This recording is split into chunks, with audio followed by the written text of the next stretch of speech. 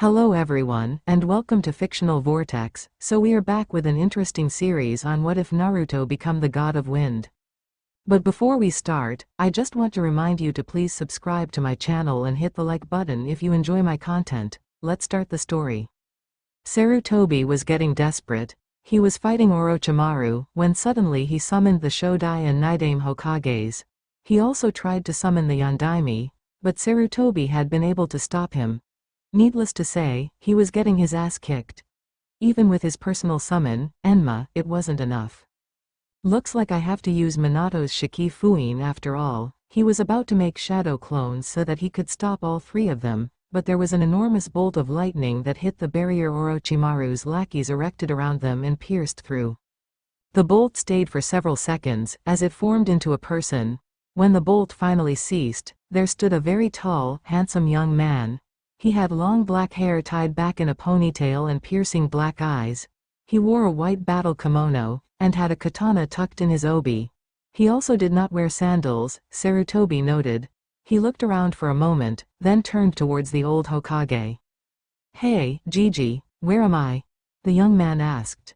"You are in Konoha, young man. Who are you?" "Who is this, Sarutobi? Some last-ditch effort to beat me?" Orochimaru taunted, only for the young man to look towards him. Said young man then turned towards the snake Sannin, and scowled when he saw Orochimaru's blade. "So you're the one," the man said, then vanished. Not in a puff of smoke, not in a flash, he just vanished. Orochimaru was suddenly sent reeling back, dropping the Kusanagi. The resurrected Hokage's turned to attack, only to be sent flying towards their successor. Sarutobi's eyes widened. The young man was now standing where Orochimaru once was, with the Kusanagi in hand, looking down at said blade. "What the hell did you do?" the man said, scowling. "You corrupted the Kusanagi, turned it into this thing," the man said, voice full of disdain. "Who the hell are you?" Orochimaru shouted, standing back up. "I am Susanoo, Kami of Storms, you pathetic ninja," the man, now known as Susanoo, said, never dropping his scowl. Everyone's eyes widen at that proclamation. "You claim to be a god?" Orochimaru says. "Not a claim, asshole. I am Susanoo." Susanoo says. "And you are guilty of several crimes." "And what crimes would those be, pray tell?" Orochimaru says while trying to summon Kusanagi to him, only to find that it isn't moving from Susanoo's grip. Susanoo, who notices this, smirks. Surprised, "The sword won't move, because it recognizes me as the one that cut it from the Yamata no Orochi?" "So you really are Susanoo?" Sarutobi says, getting a nod from the man. "Indeed I am. As for the crimes, Orochimaru, was it? I am not the one to ask." "And who would be?" Orochimaru said. "My ne-san, Amaterasu." As soon as he said her name, a blaze of fire appeared not 10 feet from him, and began to shrink down to the form of a human, much like with Susanoo and the lightning.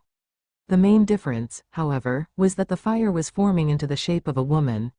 A very attractive woman, Sarutobi noted. She had long black hair, with impassive red eyes, and wore a red and white kimono. She had a necklace that had 5 Magatama beads, the one in the center being the largest. "Hello, Otouto," the woman said. "Hey, I found the one who stole the Kusanagi, as well as the weapon itself. Here," he said, holding the handle towards her. "Hold on to it for now, Otouto. I will need my hands for this," she says, cracking her knuckles as she walks towards Orochimaru. "I take it she's Amaterasu?" Sarutobi asks, receiving a nod from Susanoo. "Yup, that's my ne-san," he said. Amaterasu walked towards Orochimaru, disgust evident on her face. "You stole and corrupted the Kusanagi, a gift from my Otouto, from me. You turned it into a monstrosity. For what purpose? Why?" she asked. "Power, of course, and immortality. I will become a god," Orochimaru proclaims. Amaterasu only sighs. "Typical. Another ninja who wants to be a god. That is not up to you. Even if you mastered your immortality jutsu, you would still be human. That one thing cannot be changed," Amaterasu states, getting an angry glare from Orochimaru. "Shut up," Orochimaru shouts, charging the goddess. She rolled her eyes, easily dodging the man. She performed a simple palm thrust to his chest, sending him a good 20 feet back. The two Hokages charged her as well, only to have the same happen to them. Amaterasu looked at the downed Hokages. You poor souls. Being brought back to this world through such a barbaric method. I think that Imouto would be better off dealing with you too. Tsukuyomi, she shouts, causing a beam of light to appear near her. It also began to form a human shape, though this one was much smaller. When it finished, a little girl was formed. Said girl also had long black hair and kind purple eyes. She wore a purple and white kimono, and had a smile upon her face. Hello, Ni-san, Ne-san, Tsukuyomi said, looking between her siblings. Hey, Imouto, Susanoo said, walking towards her. Tsukuyomi smiled even more upon seeing her brother, but frowned when she saw the kusanagi. Is that? She asked, gesturing towards the blade. Susanoo nodded. What happened to it? She asked. It was modified, corrupted, by that man over there. Susanoo replied, nodding his head towards Orochimaru, who was slowly picking himself up. Can you fix it? He asked. Not right away, not without the Yata mirror. I can restore it, but it will take time without the mirror, she replied, looking sad. Susanoo smiled. Good. So long as the sword can be fixed. It's not like we don't have time. He said, making her smile again. Thanks, Ni-san, she says. Tsukuyomi looks toward her sister and giggles at what she sees. Amaterasu was currently hitting Orochimaru repeatedly over the head. Should we stop her? Tsukuyomi asks. Nah, let her get it out of her system. Besides, better him than me. Susanoo replies, rubbing his head. Susanoo looks towards the resurrected Hokages. Imouto, he says, getting Tsukuyomi's attention. Yes, Ni-san. Can you deal with them? I have a few questions for the old man over there, he says, gesturing towards Sarutobi. Hi, Ni-san, she says, walking towards them. The Hokages stood up, eyes locking on Tsukuyomi. Tobirama charged forward, while Hashirama began forming hand signs for a jutsu. Tsukuyomi merely lifted her right hand and a white energy shot towards Tobirama, sending him towards his brother. Hashirama dodged his brother, finishing his jutsu. Mokuten, Mokusatsu Shibari no Jutsu. He shouts, sending several tendrils of wood towards her. She merely fires another blast of white energy, disrupting the attack and sending Hashirama crashing into his brother. Truly sad. To think a person would bring someone back to life in such a manner. I shall free your souls, don't you worry, she says, walking towards them. They tried to get up and attack again, but the same white energy held them down. She put her hands on their foreheads, the white energy coursing through their bodies. Their bodies then disintegrated. In place of the bodies, there were now only two souls, in the forms of the former Hokages. Thank you, they both said, before vanishing. Tsukuyomi smiled. She looked towards her brother. So, old man, you mind filling me in on a few things? Susanoo asked. I will do my best to answer any questions you may have. Sarutobi said, seeing as the current threats to the village were being dealt with. Well, for starters, who the hell is the guy my Ne-san is beating the shit out of right now? That man is known as Orochimaru. He was a former student of mine, until he left the village for being caught experimenting on human beings. And you didn't kill him for that? Susanoo asked, surprised. I couldn't. I saw him as if he were my son. I just couldn't do it. I see. Well, it looks like you won't have to worry about having to kill him yourself, as it seems my Ne-san is doing a good job of it, Susanoo said, looking over towards Amaterasu, who was still hitting Orochimaru repeatedly. And they say I have anger issues, he said. Tsukuyomi stood next to her brother. Are you sure we shouldn't stop her? Actually, I think we should. For now, anyway, he said, and the siblings began to move towards their angry sister. Susanoo quickly grabbed her by her arms and lifted her off of the ground. Tsukuyomi quickly restrained Orochimaru using that odd energy. Put me down, Ototo. Amaterasu shouted. Not until you calm down. We need him alive right now. You can kill him later, okay. She calmed down after that, and Susanoo put her down. As soon as he released her, the three of them felt an enormous rush of Yuki. What the? Susanoo said, looking towards the forest. That's odd. There haven't been any free Biju in years. Amaterasu states, also looking towards the forest. I'll go and check it out. Tsukuyomi states, before teleporting using that energy again. Now, then, Susanoo states, turning back towards Sarutobi, where were we? Tsukuyomi teleported to the area she felt the Yuki coming from.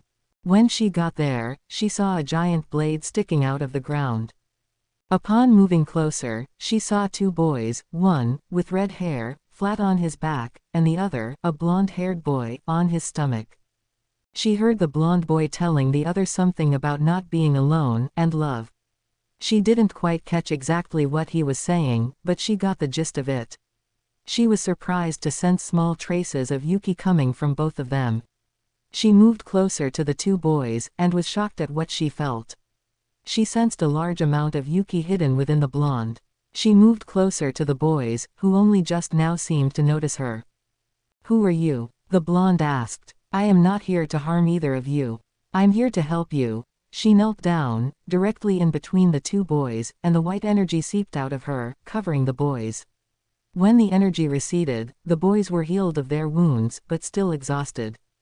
As soon as the energy receded, a black-haired boy landed near the blonde and two people, a boy wearing a full-body black suit with a red and yellow circle on the front, purple face paint, and a black hood, and a girl with a fan on her back and her hair done up into 4 pigtails, landed near the red-headed boy.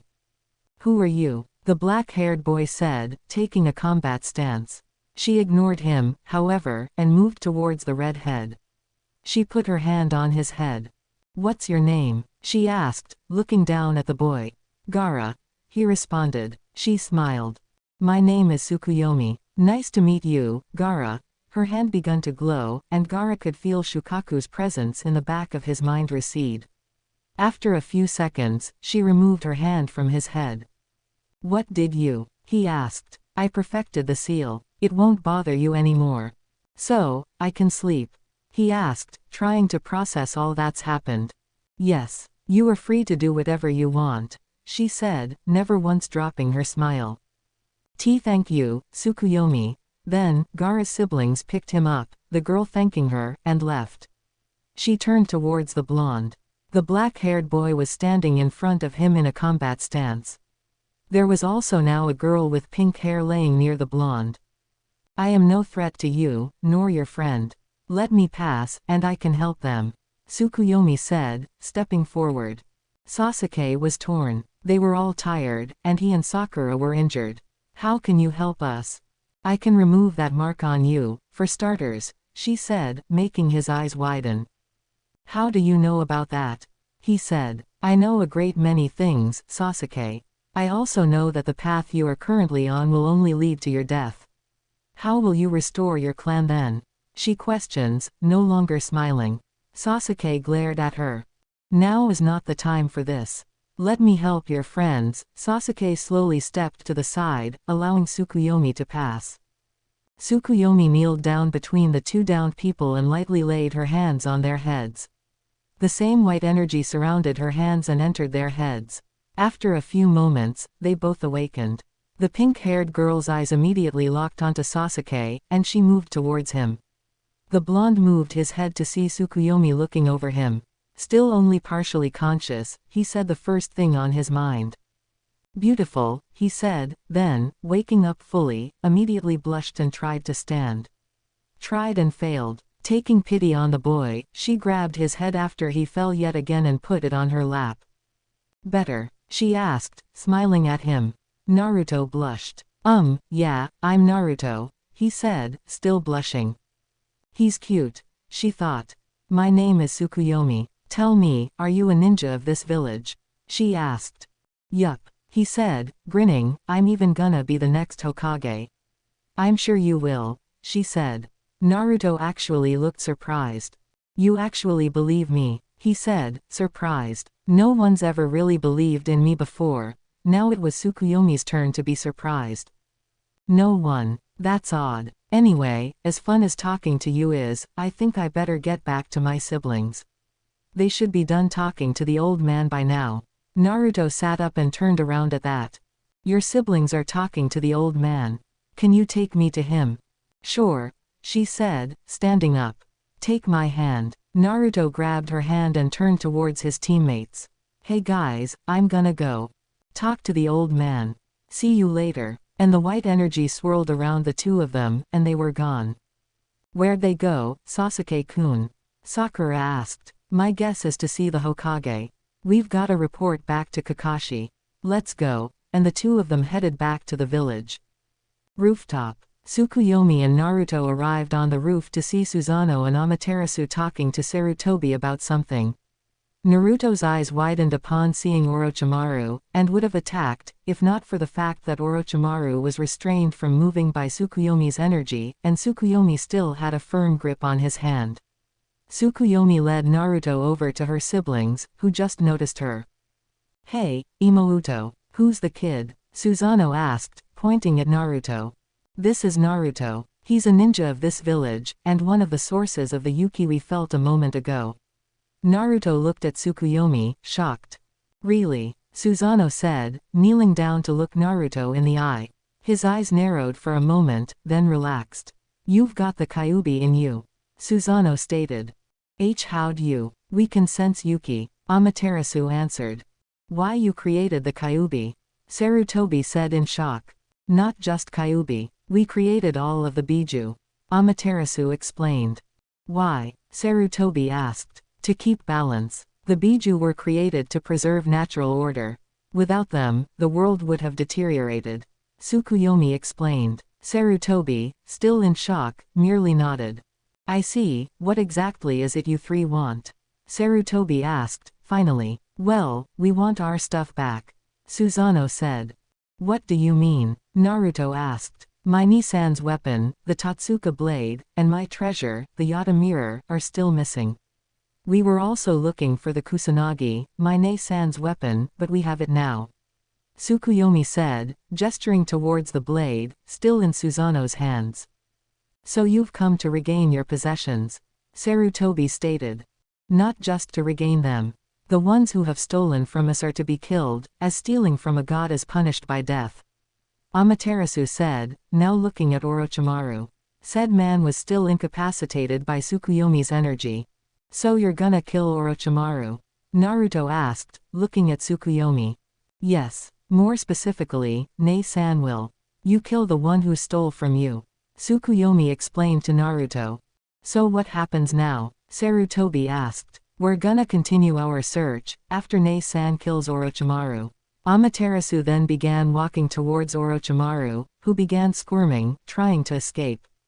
No, I'm immortal. I cannot die, Orochimaru shouted, trying to escape. The energy held strong, though. Amaterasu merely shook her head, motioning towards Susanoo.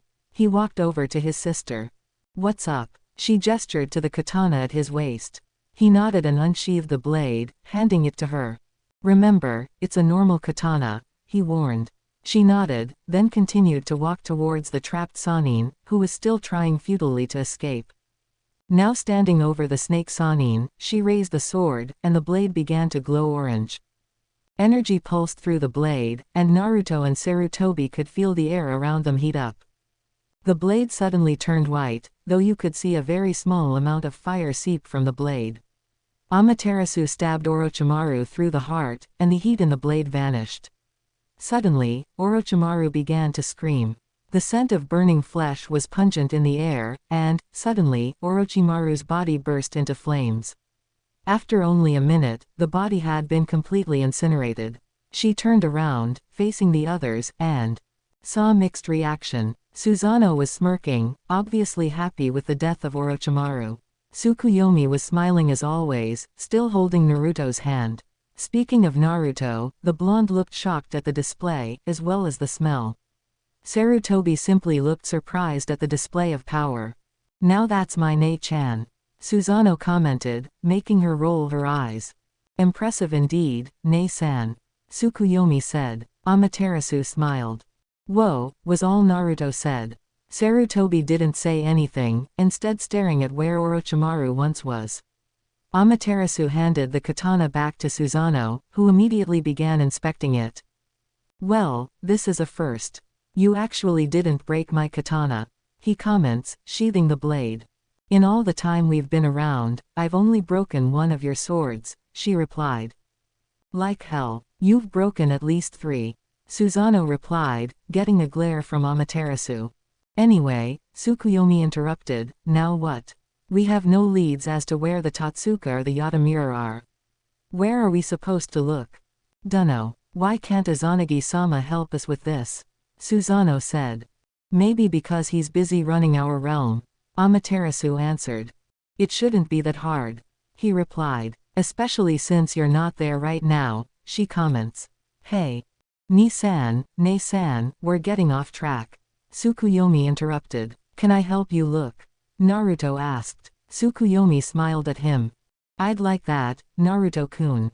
Susanoo smirked, while Amaterasu looked at her Imouto with a smile. Well, you can't help us being that weak, Susanoo said, making Naruto glare at him. Hey, I'm tough, Naruto said. Maybe by ninja standards, Gaki, but not by kami standards. So, in order to prevent you from getting yourself killed, I will turn you into a badass, Susanoo proclaimed. Why you're gonna train me? Naruto asked. Well, duh. Amaterasu, meanwhile, had incinerated 3 of the Sound 4, leaving only a red-haired girl alive, though she had burns all over her body. She picked the girl up and carried her back to her siblings. Who's that? Susanoo asked. Don't know. Didn't feel like killing her, she explained. What are you gonna do with her? He asked. Find out information. She might have a clue as to where your treasures are. She worked for Orochimaru, who managed to steal the Kusanagi. She might know. Susanoo nodded. Right. Well, there are things that need attending, so I'm afraid I must go, Sarutobi said. We'll go with you. Odds are, people expect you to be dead, Amaterasu said, handing the girl to Susanoo, who slung her over his shoulder like a potato sack. Yeah, come on, Naruto, Tsukuyomi said, tugging Naruto's hand so that he'd follow her. Naruto nodded, and the 5 of them proceeded to the exam stadium. Chunin Exam Stadium. The 5 of them had only arrived moments ago. They looked down to the stadium floor, and saw a silver-haired man and a man wearing a green jumpsuit who had bowl-cut hair fighting 2 Oto nins. Kakashi-sensei, Gekamayu-sensei, Naruto shouted. Susanoo turned to face Naruto. You know those 2? He asked. Yeah, the one with silver hair is my sensei. The other's his rival, Naruto exclaimed. Susanoo nodded and jumped down to the stadium floor. Who are you? The silver-haired man, now known as Kakashi, asked. My name is Susanoo, and I'm on your side, for now, he said, drawing his sword and pointing it at the Oto nin. I don't really see the point in you resisting, seeing as your leader is dead, he states. Liar. One of the nin shouted. No, it's true. My Ne-san killed him with this very sword, Susanoo explained, shaking his sword slightly. So either you give up, or I start severing body parts, he added darkly, glaring at the nin. Well, then, I see only one way out of this, a gray-haired Oto nin stated. Escape. He left the stadium, disappearing via Shunshin. Susanoo made short work of the other nin, quickly dashing behind him, severing his head. He flicked the blood off of his blade and sheathed it, turning towards the 2 Konoha nin. He gestured towards the others on the balcony, who quickly jumped down. Kakashi-sensei, Naruto said, waving at his sensei. Hey Naruto, I take it mission accomplished, he said, pulling his headband down to cover his Sharingan. Yup, I even beat Gaara, he replied. Really? That's amazing Naruto, Kakashi said. He looked towards the others there, until he saw Sarutobi. Hokage-sama, who are these 3? They defeated Orochimaru, Kakashi, and saved me, Sarutobi replied, making Kakashi and Guy's eyes widen. Really? Yes. Now, report, Sarutobi said. The Oto nin are retreating, but some are still attacking. The Anbu are dealing with them, but they are having a bit of trouble, Kakashi states. Susanoo stepped forward, after laying the girl on the ground near Naruto and Tsukuyomi. I'll help with that, Gigi, Susanoo disappeared in a bolt of lightning, shocking Kakashi and Guy. What of the academy students? They are under the Hokage mountain, as per standard procedure. Guy stated. Amaterasu, if it's not too much trouble, would you check on them? Sarutobi asked. Of course. It beats just standing here, she said, dissipating in a blast of fire. No sooner had she left, than Naruto's teammates arrived. Naruto, how'd you get here before us? Sakura shouted. Simple. Teleportation. Tsukuyomi replied. Anyway, I defeated Gaara. Sasuke said, smirking. That's bull, Tem. Naruto shouted, pointing a finger at Sasuke. I beat Gaara, and you know it. Prove it, Dobi. I can, actually. Naruto said, now calm. Do you have the Toad contract? Of course not, Dobi. Well, there you go. I summoned the boss Toad to fight Gaara. Ask him for confirmation, Naruto said. Tsukuyomi smiled at Naruto. That's kinda tough to do, seeing as he's not here. Sasuke said, smirking his usual smirk. Well, I could always summon him again, and you could ask him then. Sasuke's smirk faded. Enough. The two of you can argue later. The point is, Gaara has been defeated. Konoha is still under attack. Sarutobi said. Naruto nodded, and Sasuke nodded slowly. My Ni-san and Ne-san are more than capable enough to slaughter the lot of them. Sending backup would only slow them down. Tsukuyomi said. Then what do you propose we do? Sarutobi asked. Well, Ni-san is probably going nuts right now. An explosion was heard in the distance, followed by maniacal laughter, and Ne-san would sooner rip someone's head off before allowing any harm to come to the children, so I think the best course would be to stay out of their way. So long as we do that, I don't have any objections to anything you plan, she said, still holding Naruto's hand. All right, then, Kakashi, Guy, I want you to assist in repelling the Oto Nin. Sasuke, Sakura, go to the medics. Get yourselves treated. Tsukuyomi, Naruto, assist Guy and Kakashi, if you will. I will help Jiraiya dispose of the snakes. Sarutobi then left via Shunshin. Tsukuyomi teleported her and Naruto out of there. Kakashi and Guy also left via Shunshin, while Sasuke and Sakura had to run. Konoha Wall. Susanoo had been chasing a group of Oto Nin that had scattered after he shot that enormous lightning bolt at them, killing half of them. He had chased them to the wall when 4 of them suddenly lost their heads. A team of Anbu jumped out of the shadows and slaughtered the rest of them. They were apparently being led by the Anbu with the Neko mask. Not bad, not bad. Susanoo commented, clapping at the attack. Who are you? The Neko masked Anbu asked. Ironic. A person wearing a mask asks me who I am. You give your name first, then I'll tell you mine, he stated. How do I know I can trust you? She questioned. Well, I was after those Oto Nin, so for now I guess I'm on your side. Very well. My name is Yugao Azuki, she said, removing her mask. Beautiful and deadly. You may call me Susanoo, he said, giving a mock bow. Like the god. One of the Anbu behind her asked. The one and only. Now, if you'll excuse me, I have ninja to kill, he said, disappearing in a bolt of lightning. Susanoo, Yugao muses, then quickly shakes her head and replaces her Anbu mask. Move out. She orders, and the squad disappears to continue their job. Hokage Mountain, Secret Cavern. Iruka was standing with the other teachers, watching the students. He wished he could know what was happening up there. He was broken from his thoughts when a tornado of flames appeared not 10 feet from them.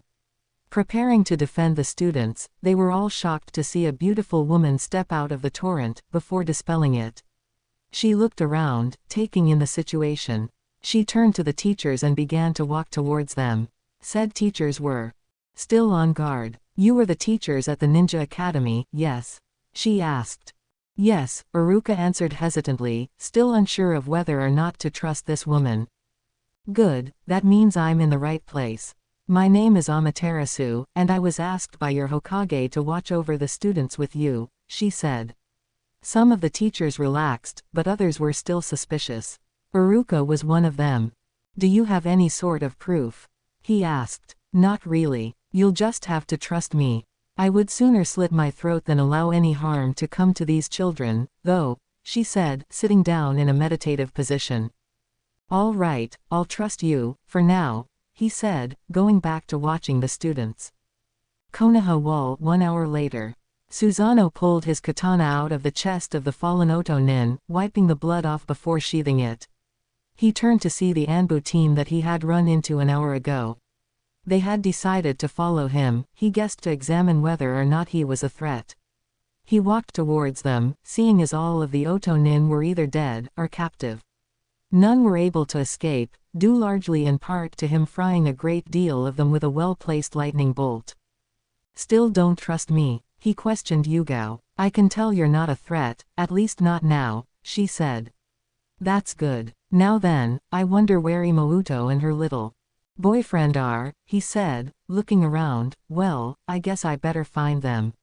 See you later, Neko-chan, he said, teleporting away, leaving a flustered Anbu alone with her team. Hokage Mountain Cavern. Amaterasu stood up from her meditative position. The invasion is over, she stated, making Iruka look at her. How do you know that? He asked. Simple. My Ototo has stopped using his powers. The only reason for that is he's bored, or there's no one left to use them on. I'm betting more on the latter, as he never gets bored during a battle. I guess I'd better go look for Imouto and her little boyfriend. What was his name? Oh. Naruto, she said. You know Naruto? Iruka asked. Yes. He's my Imouto's friend. How do you know him? She asked. I was his teacher when he was at the academy. He's like my little brother, he stated. Interesting. Well, I guess that means we'll see more of each other, then, she said, before vanishing in a column of fire, not noticing the light blush on Iruka's face. Rooftop. Naruto and Tsukuyomi were sitting on a rooftop overlooking the village. They had contributed a great deal to repelling the invasion, defeating a great deal of Otonin. They were currently relaxing, seeing as the invasion was over. They turned around, hearing a crackling sound. They saw a lightning bolt come down behind them, and Susanoo emerged from it. Looks like the invasion's over, he said. The two merely nodded. A column of fire appeared next to Susanoo, and Amaterasu was next to him. There you two are. I take it the invasion's over? She asked, getting nods from all three. So what happens now? Naruto asked. For now, just relax. You've worked hard today, Gaki.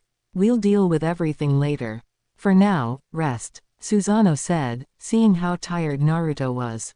It wasn't much later that Naruto fell asleep, his head falling right in Tsukuyomi's lap. Said girl merely shifted his body so that he'd be more comfortable. Her siblings smiled at the sight.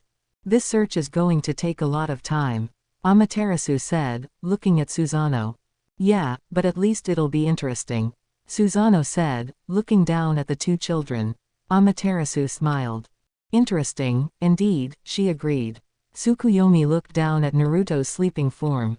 She smiled. At least we'll have help. Amaterasu and Sarutobi walked into the council chambers. Seated in the chamber were the clan heads, Danzo, Kaharu, and Homura. Sarutobi, we are so pleased to see that you survived, Danzo said. Indeed, Hiyashi said. Who's that woman behind you, Sarutobi? Homura asked. I am Amaterasu, Amaterasu answered. Like the goddess? Inoichi asked. No, I am Amaterasu, she said, punctuating her words with a blast of heat. The council members gulped. So, you're the real goddess Amaterasu? Choza asked. Amaterasu nodded. Yes, my siblings would have come as well, but my Ototo has a habit of killing people he doesn't like, and my Imouto is busy helping Naruto. Naruto, Tsun said. Yes, Naruto Uzumaki. Tell me, why are you all hiding his true heritage from him? At that question, the elders' eyes widened, while the clan heads looked confused. What heritage? Choza asked again. His parents. Am I really the only one who notices the resemblance? She said, holding up a picture of the Yondaime Hokage. Take away the whiskers, and you've got a mini Minato. Yondaime-sama was Naruto's father, Inoichi said. Obviously. So, I take it none of you knew. Getting nods from all of the clan heads, she turned to the elders. It's obvious that you three knew. Sarutobi has already told me why he withheld Naruto's heritage, and, though I don't agree with him, I understand why. So, why did you lie to him? She asked, glaring at Danzo. It was to protect, Koharu started, only to be cut off by Amaterasu. Protect him from what? Iwa. There is no way they would risk another war with Konoha just to get revenge on the Undaime. Even now, they're still not at 100% functionality. There's no way they'd be capable of infiltrating the village, killing Naruto, and getting out without you knowing. Logically, it makes no sense. So don't try that. Tell the truth, and if you lie to me again, I will roast you. Amaterasu stated, ending it with a glare. The elders gulped. Sarutobi spoke up. Well, answer her, he said, glaring at them as well. It was to turn him into a weapon. In time, we would have turned him into Konoha's loyal demon, willing to die to protect us. Danzo said, not showing an ounce of remorse. More and more, I wonder why Izanagi-sama bothered to make such despicable creatures. Amaterasu said to herself, shaking her head. Anyway, I think that you three should step down. You are no longer thinking in the best interest of Konoha. Step down. You cannot make a step down. Homura shouted. Amaterasu shook her head. Maybe not, but I can annihilate you, and make sure that your soul suffers for all time. Pick one, Amaterasu said, her hands becoming surrounded with flames. Homura and Koharu gulped, then got out of their seats. Danzo, however, made no effort to move. You kill me, and Konoha will execute you, he said confidently. Amaterasu rolled her eyes. You honestly believe that? Konoha has no authority over myself or my siblings. We are a higher power. You are beneath us. You have 5 seconds. Make your choice. Danzo did not move. Amaterasu instantly set him on fire. His screams of pain echoed through the chamber. Not 10 seconds later, there was nothing but ash remaining. Your power is now unobstructed, Sarutobi. Sarutobi smiled. Thank you for your assistance, Amaterasu-sama. Tsukuyomi-sama is showing Naruto to his new living quarters, yes? He asked, sitting in his chair. Yes. It was quite interesting watching him bounce around when we told him of his heritage. Amaterasu answered, giggling. True to her words, Naruto had indeed jumped around his apartment with Tsukuyomi when Amaterasu had told him who his parents were. Tsukuyomi was currently showing Naruto around his family's house. It was large, though not enormous. Susanoo, well, Amaterasu wasn't exactly sure what he was doing. Good. From now on, Naruto will be known as his family intended. Naruto Namikaze. Any objections? Not one of the council members raised their hands. Good. I'll make the announcement later. Now then, we should discuss our efforts to restore the village. Namikaze House. Tsukuyomi giggled as she watched Naruto jump around the house, examining every inch of it. Amaterasu had told her to help him where help was needed while she went with Sarutobi. She didn't know what Susanoo was doing. She just hoped he wasn't doing anything too destructive. Naruto-kun, it's been an hour, I think you've explored the house enough, she said, making him stop in his frantic exploration. I know, I'm just so excited. Your Nisan's gonna train me, I'm the Yondaime's son, and I beat Gaara. I feel amazing, he said excitedly. Tsukuyomi giggled again. You're so funny, Naruto-kun. Thanks, Tsukuyomi-chan, Naruto said, grinning. Suddenly, Susanoo walked into the room and sat across from Tsukuyomi, looking bored. Where have you been, Ni-san? Tsukuyomi questioned. Susanoo sighed deeply, slouching into the sofa. Just checking out the village. It's so boring, Imouto. Susanoo said, sliding out of the sofa. Why don't you bring down Kusanada? Tsukuyomi asked, making Susanoo jump out of his seat, now smiling brightly.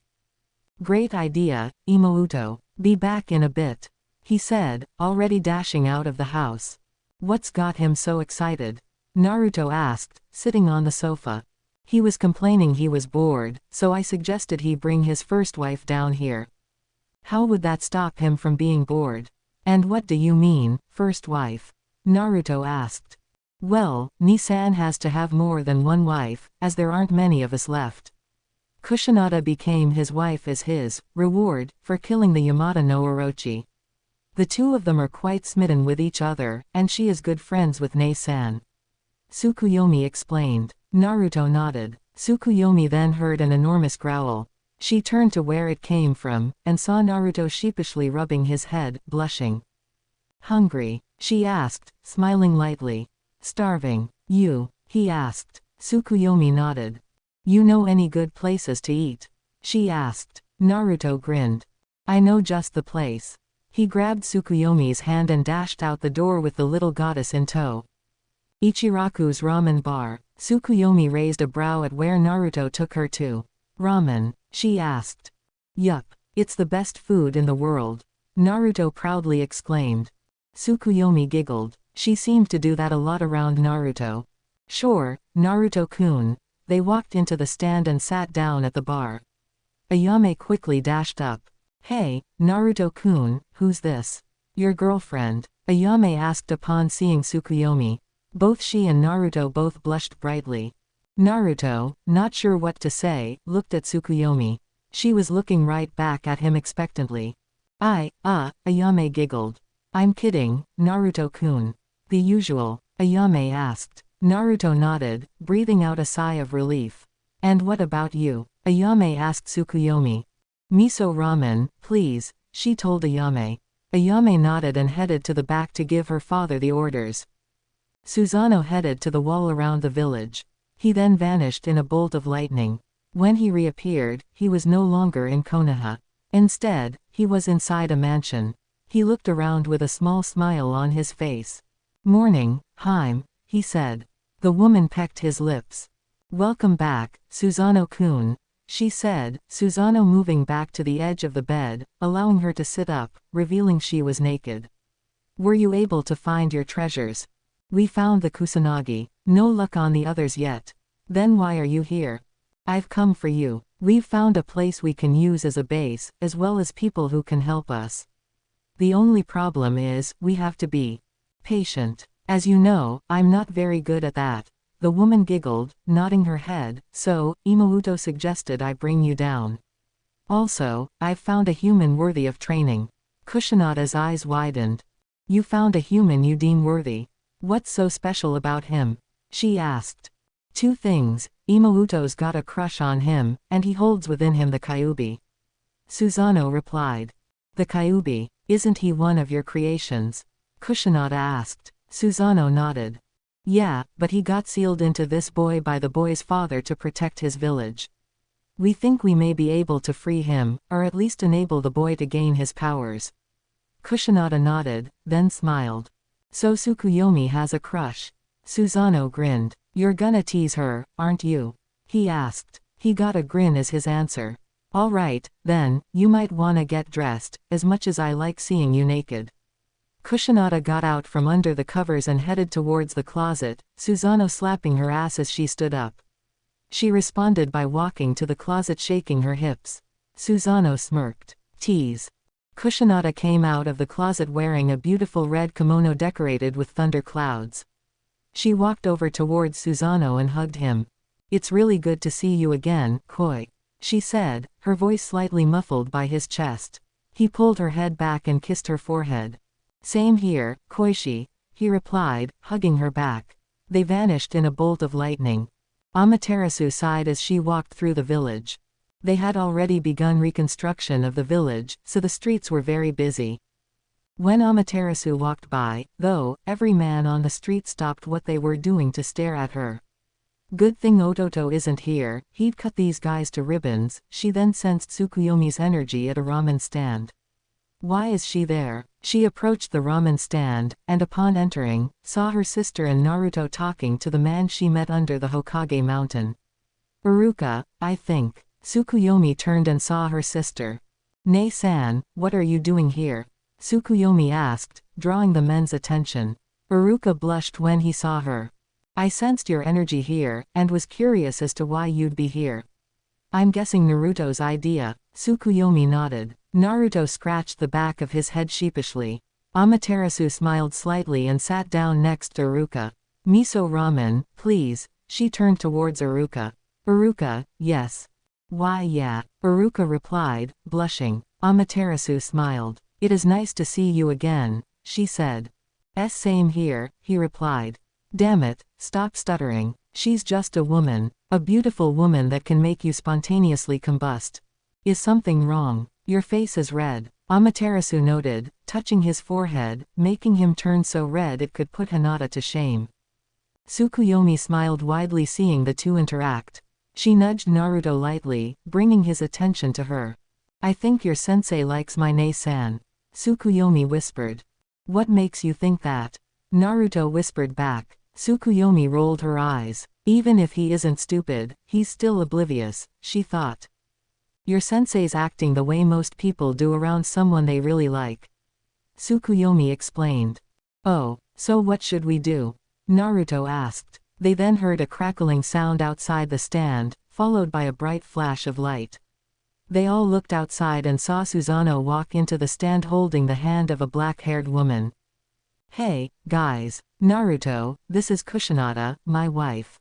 Susanoo introduced. Kushinada bowed to Naruto. It is a pleasure to meet you, Naruto-san. Susanoo-kun has told me much about you. Kushinada then looked at Iruka. And who might you be? This is Iruka, Amaterasu introduced. Iruka stood up and bowed. It's a pleasure to meet you, Kushinada-sama. Iruka said formally, causing Kushinada to shake her hands at him. There is no need to be so formal with me. My status isn't as lofty as Susanoo-kun's. You're still his wife, though, Kushinada-chan, people will respect you for it.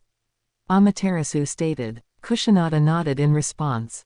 There you are, Gaki. I've been looking everywhere for you. Jiraiya said, walking into the shop. He then looked at Amaterasu, then Kushinada, and began to giggle perversely. He would have done more, but Susanoo drop-kicked him out of the shop, muttering about, damn old perverts. Naruto looked towards where the toad sage landed. Wonder what he wanted me for, he wondered aloud. Tsukuyomi jumped off of her stool and grabbed Naruto's hand. Only one way to find out, she said. The two of them headed after Jiraiya. Susanoo and Kushinada sat down on the stools that Tsukuyomi and Naruto had recently vacated. So, he your boyfriend? Susanoo asked Amaterasu, pointing at Iruka, who blushed. Not yet, Amaterasu replied. Yet, Kushinada asked. Why yet? Iruka repeated. Amaterasu smiled. I like you, Iruka-kun. You're a very kind man, and I'd like to know you better. Amaterasu stated, looking Iruka directly in the eyes. Iruka blushed harder. If your face gets any redder, your head'll explode. Susanoo commented. Kushinada elbowed him in the ribs in response. She then stood up, dragging him with her. We'll leave you two alone. Susanoo-kun is going to show me around the village. Kushinada told Amaterasu, who smiled and mouthed, thank you, to her. Kushinada smiled back and dragged her husband out of the stand, in spite of his protests. Amaterasu turned back towards Iruka, who was still blushing. Well, judging from the fact that you're still blushing, I'm guessing you have a crush on me. Amaterasu stated, causing Iruka's eyes to lock onto her. She followed her statement with a light kiss on Iruka's cheek. Lucky for you, it's mutual, she said with a smile, causing Iruka to smile back. Guess I am lucky, he responded.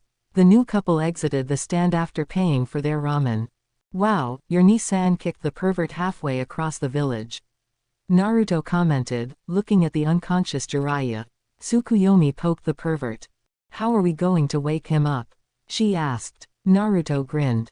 Hey, Ero-sennin, look at that girl over there. Naruto shouted into the pervert's ear, who bolted up at the mention of a girl. Where? Jiraiya looked around. Tsukuyomi rolled her eyes. Is he always like this? She asked. Naruto nodded.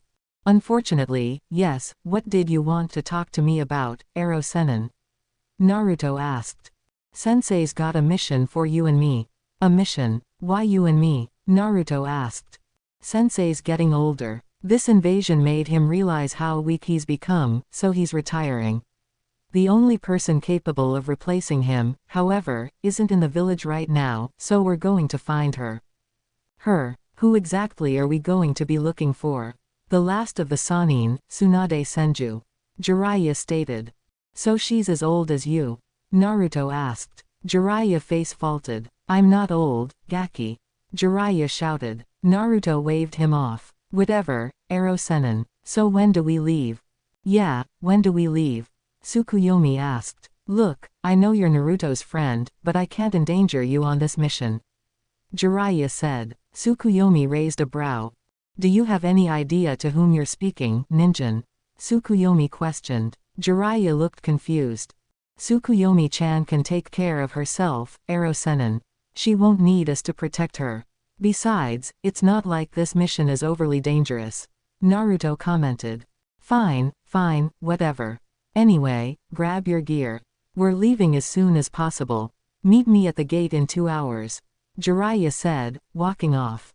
Hey, Tsukuyomi-chan, why do you want to come with us anyway? Naruto asked. I'd be bored if you left the village without me, Naruto-kun. Besides, someone has to keep you safe, she replied, poking him in the chest. He chuckled as they headed back to his house to pack. Kusanada leaned into Susanoo as they looked at the memorial stone.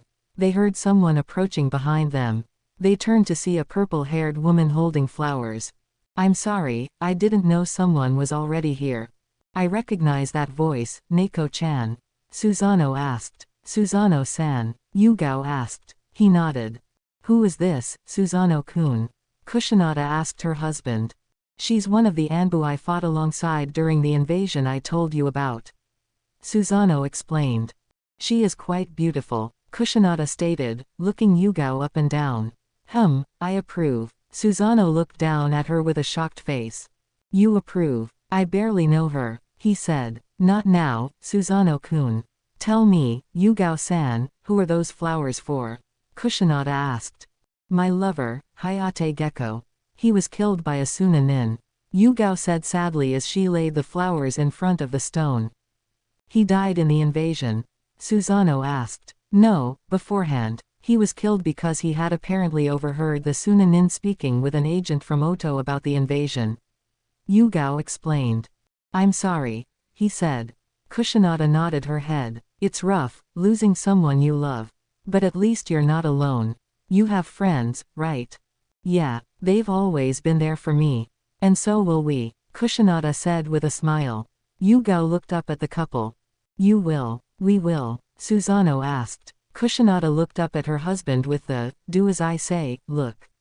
He gulped, then nodded. Yeah, sure we will. Thank you, she said.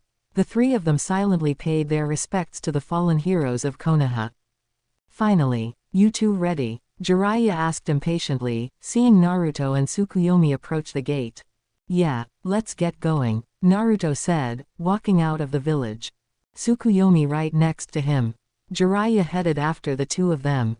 So, you have any idea where she might be? Knowing Tsunade, she'll be somewhere where there's booze and gambling, her two favorite things. Jiraiya told them. Tsukuyomi looked at Jiraiya. And just how many villages have gambling dens and bars? She asked. Most of them, Jiraiya said, but I think I know where we can start looking. My spy network reported to me before we left the village about a woman matching Tsunade's description headed towards Tanzaku town. If we're fast enough, we might catch her. Jiraiya explained. Then what are we waiting for? Lead the way, Naruto said, and the three of them took off for Tanzaku town.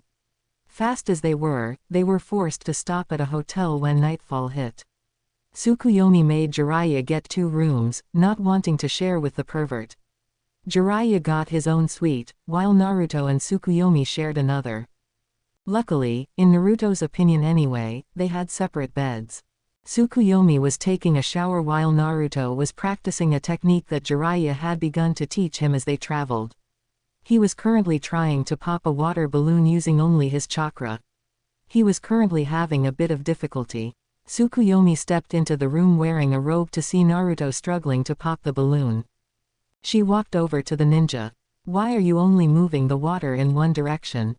She asked. He looked up at her for a moment, then suddenly had a look of realization on his face. He concentrated harder on the balloon, and slowly, multiple bumps appeared on the balloon, and it burst. Naruto grinned widely and hugged the tiny goddess. Thanks for the help, Tsukuyomi-chan. You're a genius, he said, spinning her around. Said goddess was giggling at the blonde's joy. Naruto stopped spinning her around and blushed at how close they were. He quickly released her and began sputtering out apologies. Tsukuyomi put her finger to his lips to shush him. She smiled. You don't need to apologize, Naruto-kun. Besides, I liked being in your arms, she said, making Naruto blush. Tsukuyomi giggled at Naruto's expression of confusion. She leaned forward and kissed him on the cheek. Naruto turned red. Tsukuyomi-chan. I really like you, Naruto-kun. How do you feel about me? She asked the nervous blonde. I think you're the most beautiful girl I've ever met, Tsukuyomi-chan. You're smart, pretty, kind, and really strong. I really like you, too. Naruto confessed at her urging. She smiled. So what happens now? I think we should take it slow, Naruto-kun. We should go on a few dates and see where that goes, after this mission is over, of course. Naruto nodded. They heard a knocking on the door. Naruto got up and answered it, with Tsukuyomi getting dressed in the bathroom. He opened the door, expecting to see Jiraiya, but instead was met with two men wearing black cloaks with red clouds on them. He looked up and saw that the man in front had Sharingan. Naruto Uzumaki, you will come with us, the man stated. Naruto looked back into the room, then shut the door, surprising the two men. Itachi, did he seriously just do that? The fish-like man asked the Uchiha. I believe so, Kisame. Itachi clarified. The door suddenly flew open and a burst of energy sent them both back into the wall. Tsukuyomi stepped out of the room, fully dressed. She looked at the men who were standing up and frowned. Why are you here? Tsukuyomi questioned. We're here for the Gaki, now get out of the way. Kisame shouted, swinging his blade at her. A wall of white energy came up and blocked the blow. She dashed forward and thrusted her hand forward, sending Kisame back into the wall. Itachi engaged her in a taijutsu battle, which he was surprisingly being forced back. She's too fast. He was sent into the wall once more in the same manner as Kisame. She glared down at the men. It would be wise of you to leave. I will not let you capture Naruto-kun. I would rather not kill you, but I will if I must, she said, energy flowing around her. Itachi looked at her, his eyes slowly changing. Itachi! Sasuke shouted angrily, seeing his brother for the first time since the destruction of their clan. Itachi looked over at Sasuke, his eyes returning back to the shape of normal Sharingan.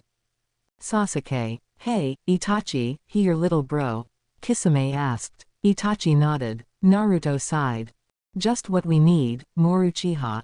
Naruto commented. Tsukuyomi looked between the two brothers, and noticed a small leak of power coming from them. A leak of kami power. How do they have our energy? Did Ne-san or Ni-san do this? She wondered. She, Naruto, and Kisame watched as Itachi pummeled his brother before using an ability on him that shocked Tsukuyomi deeply. Itachi let his brother slide to the floor as he deactivated the Tsukuyomi Genjutsu. He turned back to his partner and target, and saw the shocked look on Tsukuyomi's face. How did you get that power? Tsukuyomi asked, still shocked. Itachi didn't respond. He was suddenly hit in the stomach by Kisame, thrown at him by Tsukuyomi. How did you get that power? Answer me, ninjin, Tsukuyomi shouted, her eyes glowing white. She slowly approached them. Kisame swung his sword at her, only for the sword itself to move away from the enraged goddess. The sword left Kisami's grasp, fleeing from Tsukuyomi. Where are you going? The power of a kami cannot be absorbed by something so inferior. As much as I dislike saying it, we are superior. No ninjin can ever attempt to match our power, even with power such as yours. Quote. Tsukuyomi explained, now holding Itachi by the throat. You called your power the Tsukuyomi. My name is Tsukuyomi, ninjin, and you somehow possess a small portion of my power. You think that technique is so powerful, let's see how much you like it after you experience it. Tsukuyomi shouted, sending both Itachi and Kisame into the dream realm. Not quite as powerful without the Yata mirror, but it is more than satisfactory. Tsukuyomi said, looking upon Itachi and Kisame, who were looking around the world that Tsukuyomi had brought them into. I thought you said that you would send us into the nightmare realm. This is not that realm, it is too serene. Itachi said. You wield a weak and corrupt version of my power, Itachi. Your own power is insignificant compared to my own. This is the realm of dreams, where I hold absolute power. No one's will supersedes my own in this realm. In this realm, I can do anything I wish to you. Quote. Tsukuyomi explained. Suddenly, they were surrounded by multiple dead bodies. Itachi recognized them as Uchiha. They began talking to him, asking him why he did it, screaming as they were killed by him. Itachi then saw his mother, sword sticking out of her, stating that she loved him. Itachi broke down. Kisame suddenly found himself alone with Tsukuyomi in a white room. He reached for Samahata, only to find it not there. Where are we? What did you do? He demanded of Tsukuyomi. This would normally be your greatest fear, regret, or evil deed. You seem to lack the conscience necessary to use this on you. Tell me, Kisame Hoshigaki, why is it you have no guilt for killing your superior and the squad you were sent to protect? Quote. This world is so corrupt. Everyone's living a lie, Kisame stated. Tsukuyomi rolled her eyes. Typical. So typical. And here I thought you had an actual reason. But it turns out you're just another stupid ninja. Tsukuyomi stated. Kisame began making hand signs, only to find that he couldn't sense his chakra. What the, he said before Tsukuyomi sent him flying back. This is the realm of dreams, remember. I hold absolute power. You have no power in this realm, ninja. Tsukuyomi reminded. Trying to fight here is futile. Quote. Shut up. Kisame shouted, charging the tiny goddess. She instantly flipped him over onto his back. She put her foot on his throat and looked him in the eyes. You lack the conscience necessary for me to use the dream realm on you, so I guess you'll have to suffer through the nightmare realm. Tsukuyomi said before Kisame suddenly found himself in a polar opposite of where he previously was. He looked around and was suddenly slashed at by a katana. He looked up to see his attacker was actually himself. It was his old self, before he obtained Samahata. Kisame reflexively reached for Samahata, only to find that it wasn't there, a simple katana in its place. Kisame drew it anyway. Let's see if I've improved since then. Kisame shouted, charging his clone, engaging it in a brutal kenjutsu battle. Kisame was surprised, however, to find that the clone of him was keeping pace with him, even using moves he himself didn't know. That Tsukuyomi chick said that this was the nightmare realm. From what Itachi told me about it, it's up to the wielder what happens in the realm. If this chick is as good as I think she is, I'm screwed. Single quote. Real world. Naruto was shocked. As soon as Tsukuyomi used that weird power on the duo that tried to capture him, the fish-looking guy had giant gashes appear all over him, while the other appeared to have a mental breakdown. Tsukuyomi looked down at the duo and returned to Naruto's side, her eyes returning to normal. Tsukuyomi-chan, what did you do to them? He asked the tiny goddess. I used one of my more powerful techniques against them. They shouldn't be getting up anytime soon. So, what should we do with them then? Allow me to handle that, Gaki. Jiraiya said behind them. As he approached the broken enemies, a plant-looking man appeared next to them. He grabbed them and the three of them disappeared into the floor. Tsukuyomi raised a brow, as did Naruto. Well, that was weird, they both commented. As strange as that was, you two need to get some sleep. We've got to get moving tomorrow morning. Jiraiya told the young couple. They all returned to their rooms to get some well-earned rest. The next day, Naruto, Tsukuyomi, and Jiraiya finally reached Tanzaku town. As they were traveling, Naruto had successfully completed the second stage of the technique Jiraiya was teaching him, and was now attempting the final stage. It was a great deal harder than the first two though, and he was having little success. Jiraiya headed into a gambling den and, after a small bet, found that Tsunade was indeed still here. After checking several other gambling dens and bars, they eventually found Tsunade at a bar that also sold food. Jiraiya, what are you doing here? Tsunade asked her old teammate as the trio sat down. Who are the Gakis? You taking apprentices again? Though these don't look nearly as powerful as your last one. Come on, Tsunade-hime, everyone pales in comparison to the Yondaime. But don't underestimate these two. The boy's powerful in his own right, and the girl is likely more powerful than the Shodaime. Tsunade raised a brow. You expect me to believe a 12-year-old girl is strong enough to defeat the founder of Konoha?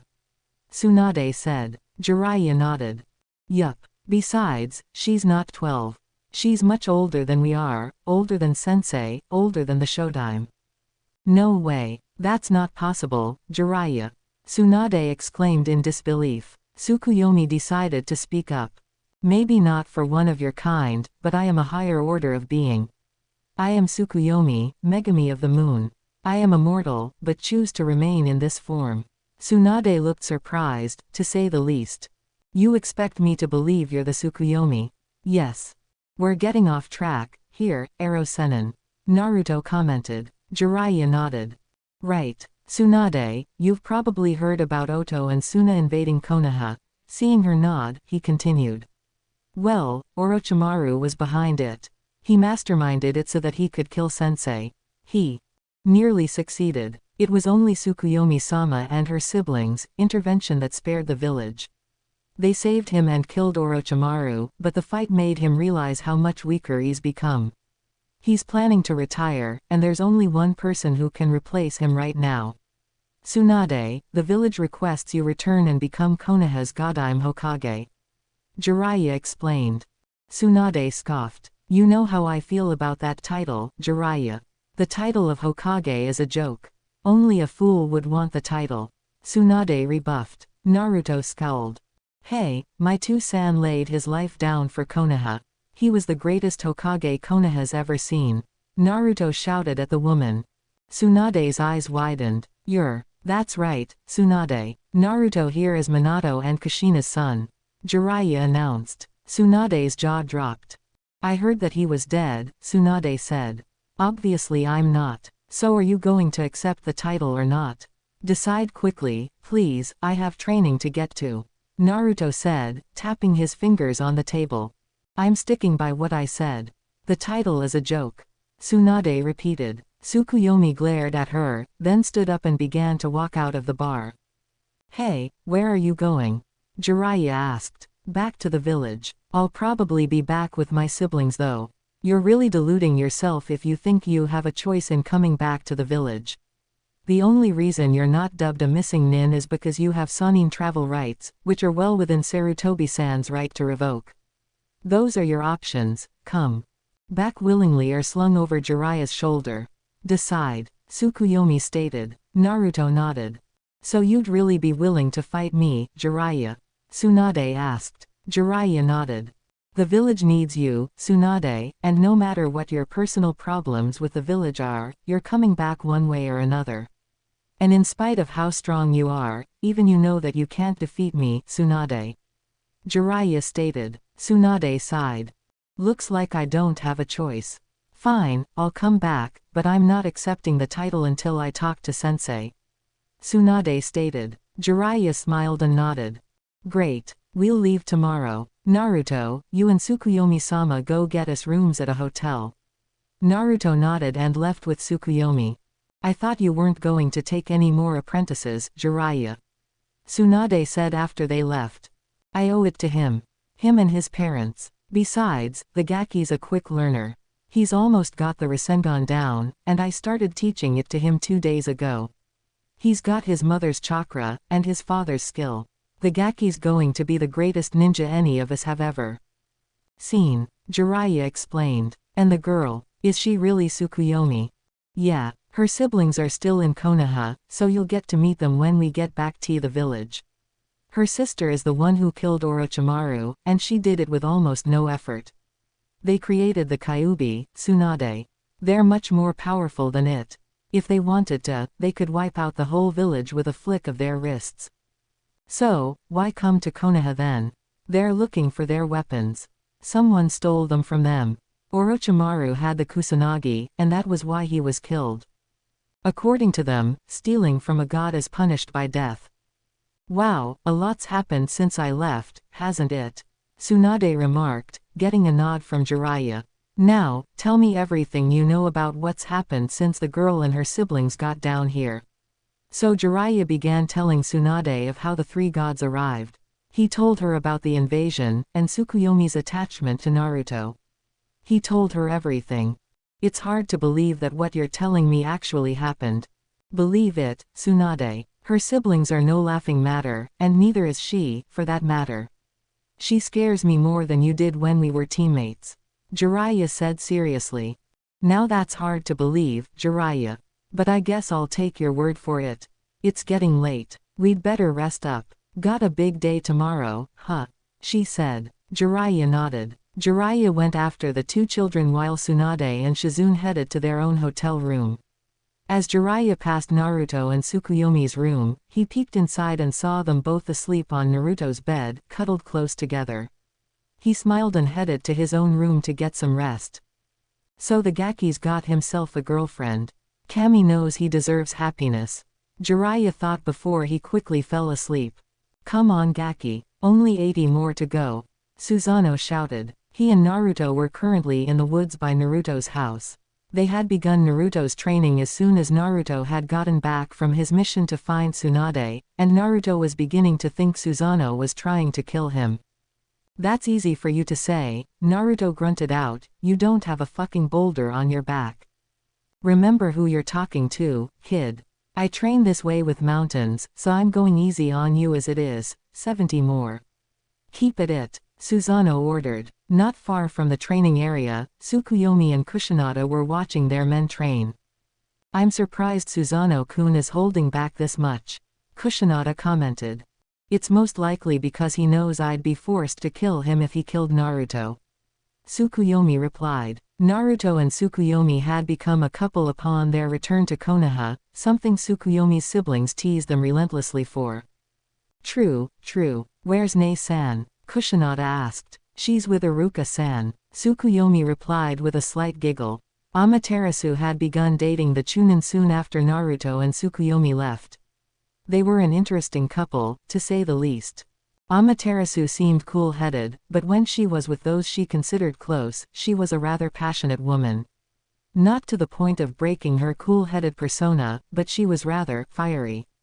Iruka discovered this rather quickly and, according to him, it only made him like her more. 40 more, Gaki. Susanoo shouted at the young boy. He was rather enjoying tormenting Naruto this way. It served the purpose of strengthening him, while simultaneously allowing Susanoo to mess with him. This was also showing Susanoo just how resilient Naruto really was. 10 more, Naruto grunted out. Done. Susanoo shouted, kicking the boulder off of Naruto's back. Naruto collapsed to the ground in exhaustion. Uh-oh. Imouto, your boyfriend's lost consciousness. He shouted out, poking Naruto's unmoving form with his foot. In an instant, Tsukuyomi was by Naruto's side, placing his head in her lap, affectionately running her fingers through his hair. Take care of him, Imouto. Kushinada-chan and I have someone to go see. Tsukuyomi nodded absently, staring at Naruto's sleeping face. Susanoo approached his wife, who was smiling at the young couple. Come on, Koishi, we promised Yugao we'd be there, remember? He reminded. Kushinada nodded, hopping off of her seat and grasping his hand. They headed into the village, leaving Naruto and Tsukuyomi alone. With Amaterasu. Amaterasu watched with a smile on her face as Iruka scolded 3 shinobi hopefuls that called themselves the Konohamaru Corps. She often stopped by after academy hours to see Iruka, and he was frequently scolding them for something. She had found out that the trio considered Naruto their boss, as they put it. Now, go on home, you 3. Iruka sighed, dismissing the young students. He turned to see Amaterasu sitting on the corner of his desk with a smile on her face. What? You're really good with children, Iruka-kun. Amaterasu commented. I've been a teacher for a long time, Amaterasu, he responded. Amaterasu hopped off of his desk and walked over to him. Now that class is over, what do you want to do? She asked, looping her arms around his neck. Iruka smiled at his girlfriend, pulling her close to him. I'm sure you'll think of something, he replied before kissing her. With Susanoo and Kushinada. Kushinada and Susanoo arrived at a dango stand to see 4 women sitting at a table speaking. One of them was Yugao. The other 3 were her best friends, Enko Mitarashi, Kurenai Yuhi, and Hana Inuzuka. Enko saw them approaching and waved them over with a wide grin on her face. Feeling any better, Neko-chan? Susanoo asked as he and Kushinada sat at the table. Yugao smiled at the kami. Yes, thanks to all of you guys, she responded.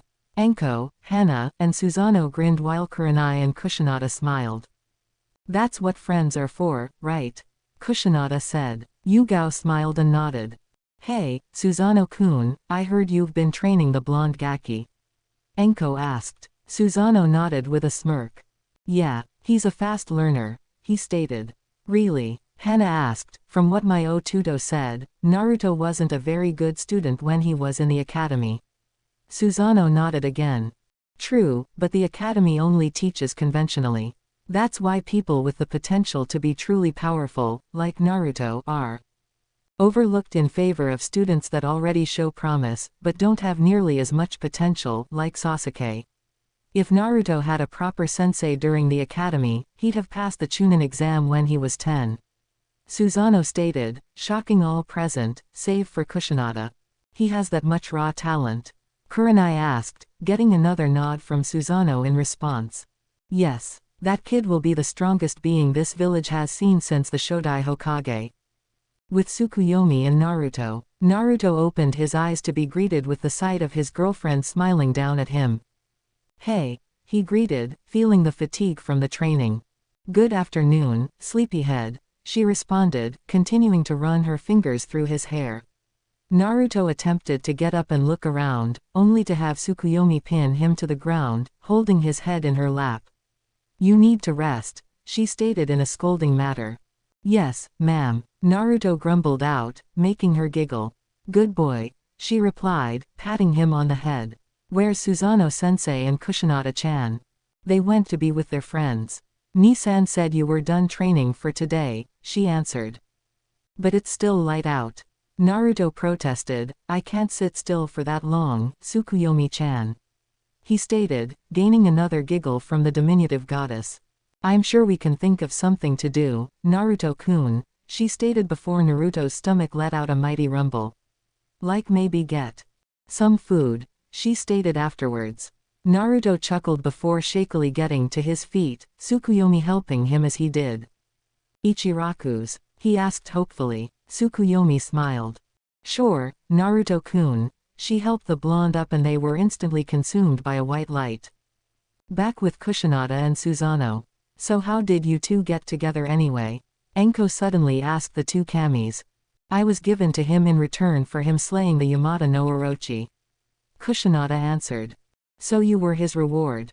Kurenai stated, her face scrunching up at the thought. Not in the manner you're thinking, Kurenai dono. Susanoo said. I have never thought of my tenchi as a mere reward, he said, lovingly stroking Kushinada's face. Then how did you get together? Enko asked again. Kushinada smiled at her friend. All right Enko, I'll tell you. It all started with me finding this handsome man over here, she began. Kushinada was seated in her favorite flower field, gathering flowers for her parents. Today was the anniversary of the day her 7 sisters were devoured by the Yamata no Orochi. The flowers were for their morning shrines. She plucked the first flower and heard a loud thud behind her, followed by a groan. She turned around to see the most handsome man she had ever seen. He had long black hair tied back into a loose ponytail. His face was angled, his chin defined, with a noticeable layer of stubble. He was clad in white hakama and a deep red haori. His chest was exposed, revealing his muscled physique. Attached to his obi by a cord was a sake bottle, a katana on the opposite side. He was currently on his back, rubbing his eyes tiredly. Damn, she didn't have to kick me out, he mumbled, not seeming to notice her. Who are you? She hesitantly inquired, instantly drawing his attention to her. Susanoo, he replied disinterestedly, thoroughly shocking Kushinada. She rapidly stood up and bowed lowly. Susanoo-sama, I apologize for not recognizing you, she said, fearing his wrath. The Kami of Storms was known for his furious temper. She kept her head low, not daring to meet his eyes, or even gaze at his form. She heard nothing briefly before she heard him move. She felt a hand slowly run through her raven black hair before moving down to rest at her chin. He lifted her head back up, her body coming with it, forcing her to meet his dark eyes. On his face was a benevolent smile. You have no reason to fear me, young ninja. I do not strike down mortals without reason, he said, slightly calming her. He studied her face. Without the fear in her eyes, she was quite beautiful. Her raven hair framed her heart-shaped face perfectly. Her vibrant green eyes shone with a hint of amazement at coming face to face with a kami. Her ivory skin seemed to glow. If he didn't know otherwise, he would think her to be a megami. What is a beautiful young ninja such as yourself doing in this forest? Are you not aware of the Ayakashi in this forest? My lord, the Ayakashi fled the forest when the Yamata no Orochi appeared here. There are no beings left in this forest, she explained, her heart sinking as the memories of her sisters resurfaced at the mention of the demonic serpent. Susanoo studied her features briefly before nodding to himself. You have suffered at the hands of this Orochi, have you not? At her hesitant nod, he asked, I presume you lost a loved one. I lost my sisters. In the past 7 years, it has devoured one of them each year, always on the same day. Today it will arrive for me, she answered glumly. Susanoo looked to the sky with a frown. More and more I question your wisdom, Izanagi-sama, he said. He looked back at the girl. The Yamata no Orochi is a fearsome creature indeed. Tell me, do you fear death? He asked, leaning closer to the girl. I am but a simple ninja, my lord. Whether I fear it or not, it will eventually claim me. I do not want to meet the end of my days at the hand of the great serpent, she responded. Susanoo smiled. A wise answer. Naive, but wise, he responded. You were the last child of your parents, yes. At her nod, he continued, it is never a good thing for a parent to bury their child. I cannot resurrect the dead, but I can prevent their loss of you, he said, making her eyes widen. Why you will fight the serpent? She asked. Forgive me, my lord, but what reason would cause you to fight for the sake of a mere mortal such as myself? Susanoo smiled, lightly caressing her cheek, making her blush. Beauty such as yours should not be squandered as a sacrifice to a creature, he responded lowly. Her blush deepened at his tone. He chuckled at her flustered appearance. Can you take me to your home? He asked. Kushinada stood up immediately and nodded. Hi, Susanoo-sama. Kushinada led the kami to her home, where she was met by her parents, who were absolutely shocked at seeing Susanoo. He quickly filled them in on why he was there. Is there anything we can do to repay you, my lord? Her father asked. Susanoo adopted a thinking posture briefly before snapping his fingers and pulling the sake bottle off of his obi. He tossed it to the man. Fill that up for me, he said. The man nodded and rushed off, saying something about his best stock. Surely there is more we can do for you, my lord.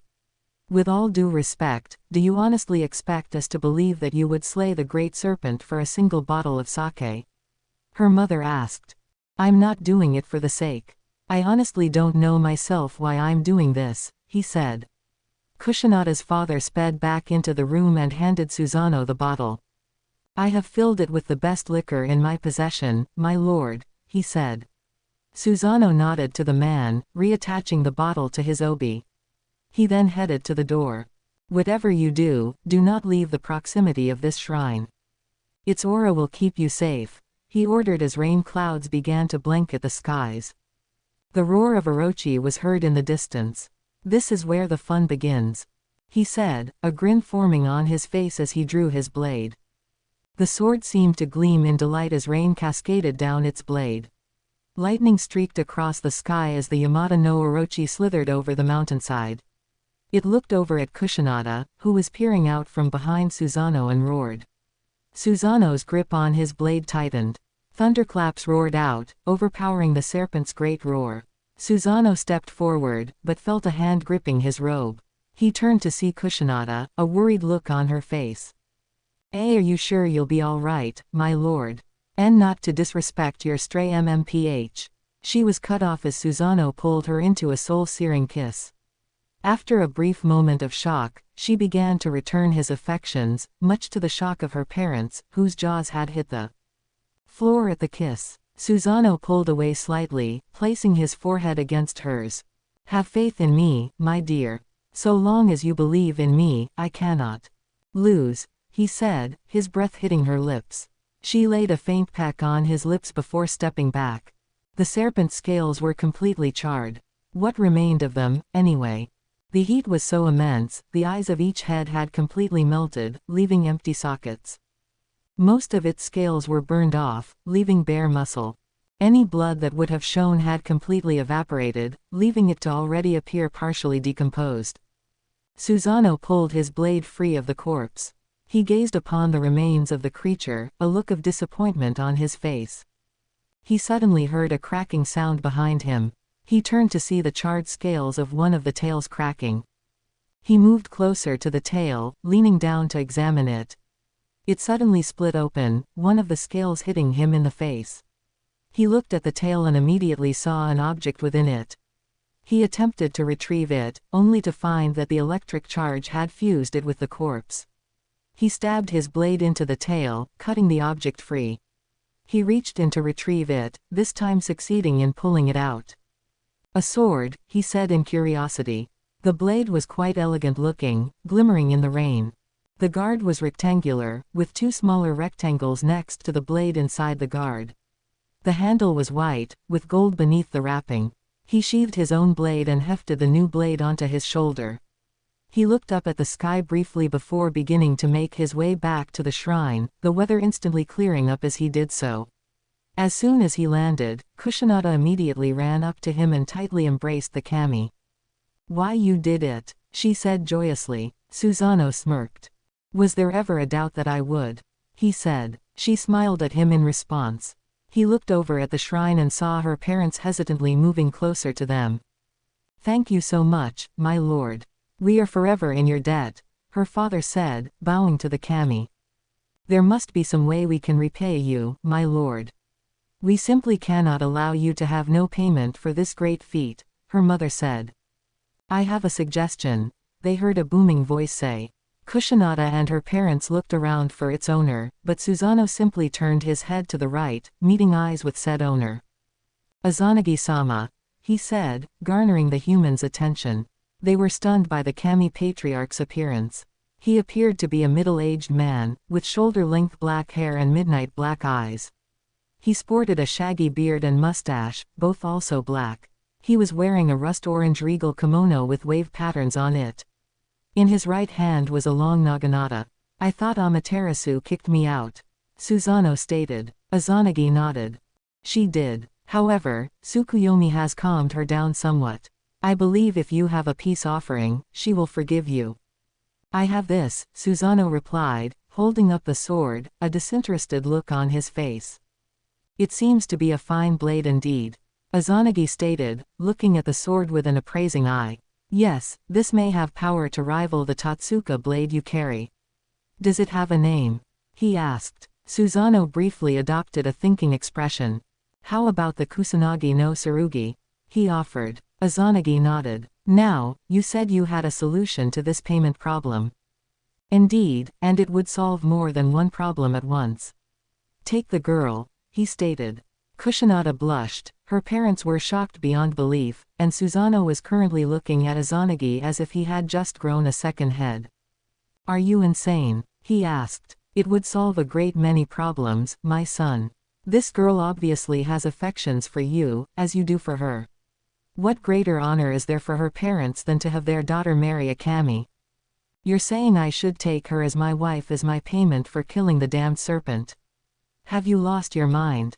Susano shouted. "Is the idea that repulsive to you?" "Well, no, but you have feelings for this ninja, yes. I do, but then what is the problem? I'm not kidnapping my bride." "Then ask for her hand," Izanagi stated. Susano stared at him, not expecting that response. He looked back at Kushinada, who was blushing brightly.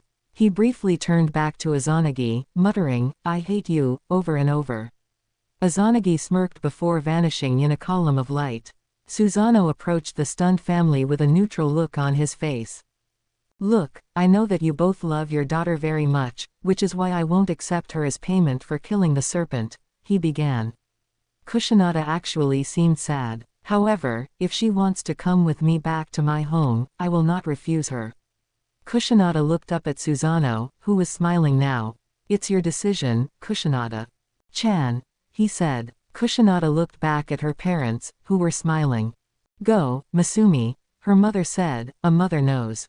Your heart is with him now, she urged. Kusanada hugged her as her father approached Susanoo. Take good care of her, my lord.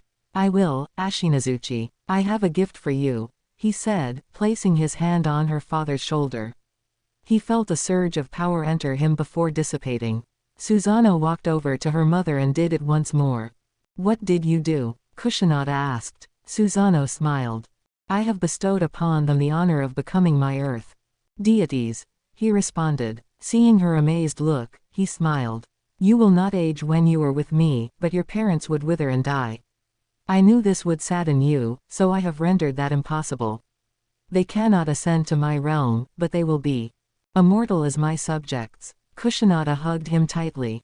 Thank you, Susanoo-sama, she said, her voice slightly muffled from his chest. He chuckled, patting her head lightly to get her to look up. You're my equal now, Haim. You don't need to be so respectful. Hi, Susanoo-kun, she responded, a radiant smile on her face. Susanoo turned to her parents. Ashinazuchi, your duties are simple. Guard my shrine as you have done throughout your life. We will come down to see you at your daughter's leisure, her parents nodded. Hi, Susanoo-sama. Kusanada said goodbye to her parents once more before she was embraced by Susanoo. Farewell, he said before they vanished in a bolt of lightning. After that, I met all of the other kamis, and Izanagi-sama granted me kami status. Susanoo-kun gave Amaterasu the kusanagi, and that's pretty much it. Kusanada finished. Wow, Enko said. So you made her parents immortal? Yugao asked. Yes, Susanoo responded. Could you do that to anyone? She asked. Yes, though they must be alive for it to work. Only Izanami Dono can resurrect the dead. Susanoo replied. I know that you miss him, Yugao Dono, but resurrecting the dead can have harsh consequences, ones that no one can live with. It's best that the dead stay dead, he said. Yugao nodded. I understand, You miss him, Kusanada finished. She nodded. Just how long ago was that? Hana asked curiously. A long time ago. It was about 80 years before that Rakudo guy showed up. Susanoo stated, making everyone at the table, save for Susanoo and his wife, go wide-eyed. You guys have been married that long? Hana said. Kusanada nodded. Hi. The Rakudo Sennin first appeared to the people not long after Izanagi barred us from coming to the Ninjin realm. Why'd he do that? Enko asked curiously. You don't need to know. Susanoo replied quickly, his voice taking a harsh tone, unnerving the kunoichi. I'm sorry, Kusanada said, but it's not something we can tell you, okay? She asked with a smile. The other girls nodded. Enko, noticing the rather gloomy mood, decided to lighten things up. So how soon after that did you two do it? She asked, making Susanoo and Kusanada sputter. Namikaze home. Naruto was currently having the best day of his life. After getting ramen with his goddess girlfriend, Tsukuyomi decided to teleport them back to Naruto's house. Upon their arrival, she had pinned him to the sofa and begun to make out with him. This had been going on for the past 20 minutes, and Naruto for one didn't really care if it ever stopped. They were so engrossed in one another that they failed to hear the front door open. Amaterasu walked in, her date with Iruka finished, and immediately caught sight of them. She pondered what she should do before smirking evilly and going into the other room, leaving the young couple to continue their fevered make-out session. She returned holding a bucket of water. Moving closer to the couple, she proceeded to dump the bucket onto them, surprising them both. Naruto began to sputter as he saw Amaterasu staring at him, while Tsukuyomi glared at her sister. "Nei-san," Tsukuyomi shouted in protest. Amaterasu smiled. "Yes, Imouto," she responded. "We were sort of in the middle of something, Nei-san," Tsukuyomi said. "I know, Imouto. I felt the need to interrupt." Tsukuyomi continued to glare. Naruto had taken off his jacket, which was sopping wet. Before any conversation could continue, Susanoo and Kusanada came in. Upon seeing them, Susanoo raised a brow. Why are Imouto and my student wet? He looked over at Amaterasu. Seeing the bucket still in her hands, he rolled his eyes. I think you could have done a little better than that, Nei-chan, Amaterasu shrugged. Whatever, how are you feeling, Gaki? Better. Still a little sore, though. Naruto responded. Good. You've got the rest of today off, but training resumes. Tomorrow. Look forward to it, he said before going upstairs with Kusanada. Naruto sighed. Susanoo had been teaching him since he got back from finding Tsunade. Naruto had yet to learn a single thing. All Susanoo had done is make him do various exercises that would increase his muscles. Naruto failed to see the point. He should be learning new jutsu, not lifting weights. Tsukuyomi seemed to understand his frustration, but she didn't talk to Susanoo about it. He wondered when he would actually learn something from the warrior god. Naruto-kun, Tsukuyomi said, breaking the blonde from his thoughts. He saw that he and Tsukuyomi were the only ones remaining in the room. Are you all right? Tsukuyomi-chan, is Susanoo-sensei a good teacher? He asked. He can be a bit rough, but there's always a reason for his methods. Tsukuyomi explained. Then why hasn't he taught me anything? He asked. The entire time he's been training me, all I've done is make my muscles stronger. When am I gonna learn something that can actually help in a fight? Naruto-kun, you need to have faith in Nissan.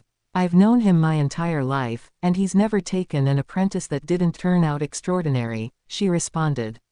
I don't think he'd want me to tell you this, but I think it's important.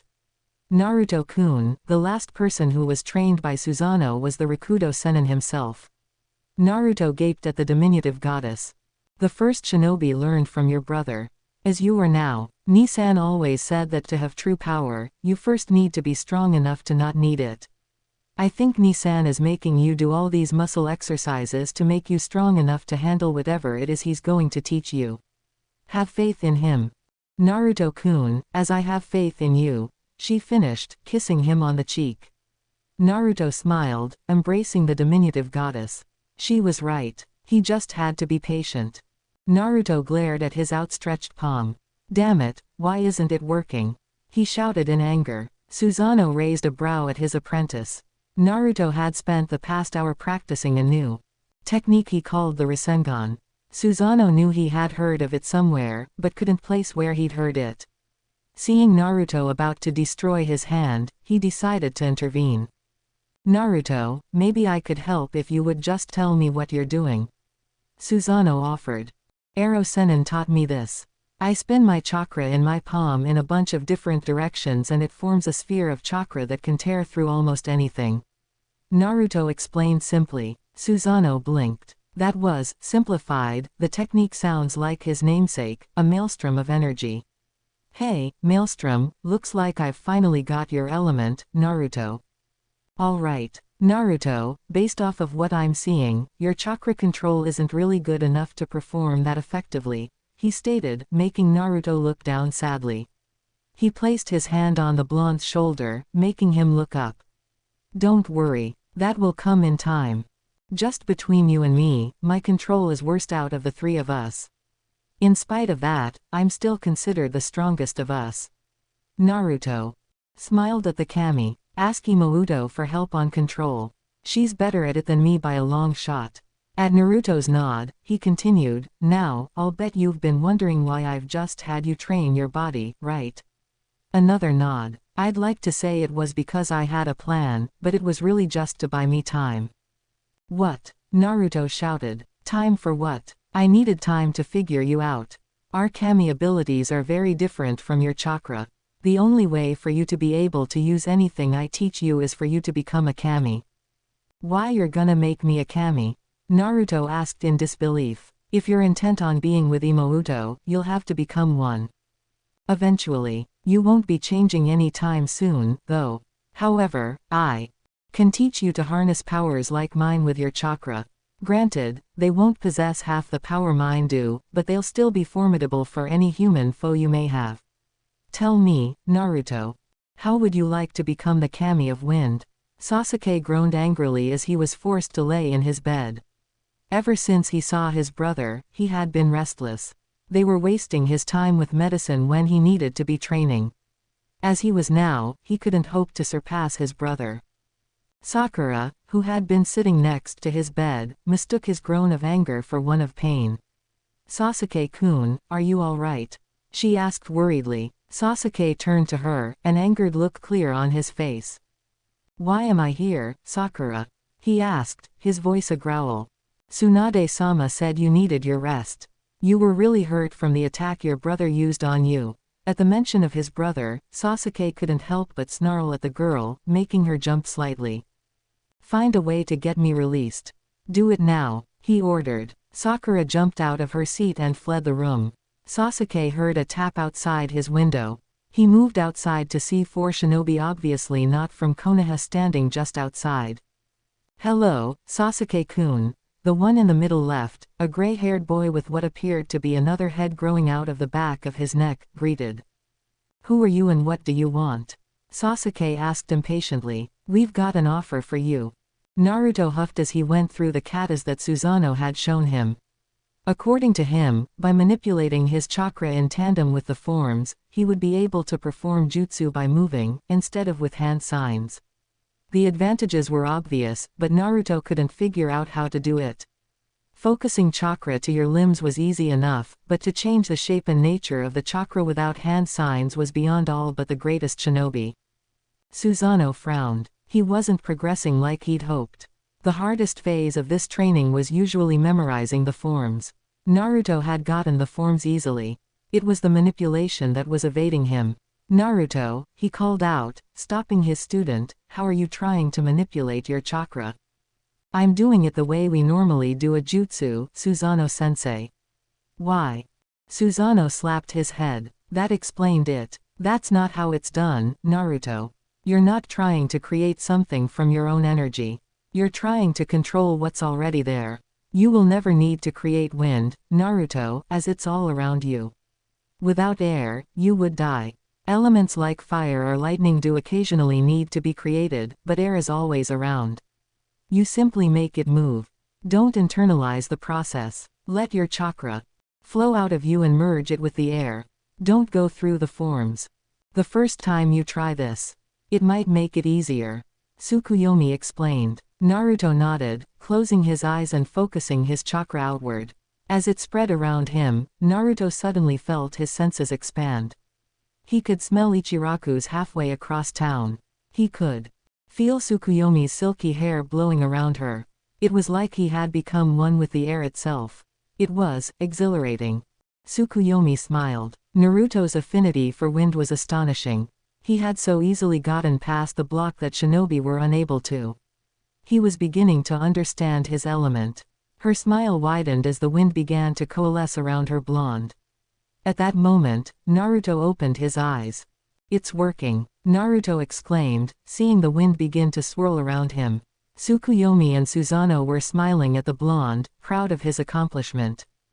"I'm not sure if it's the Kyuubi or his own natural talent," Susanoo said, gaining Tsukuyomi's attention, "but his progress is amazing.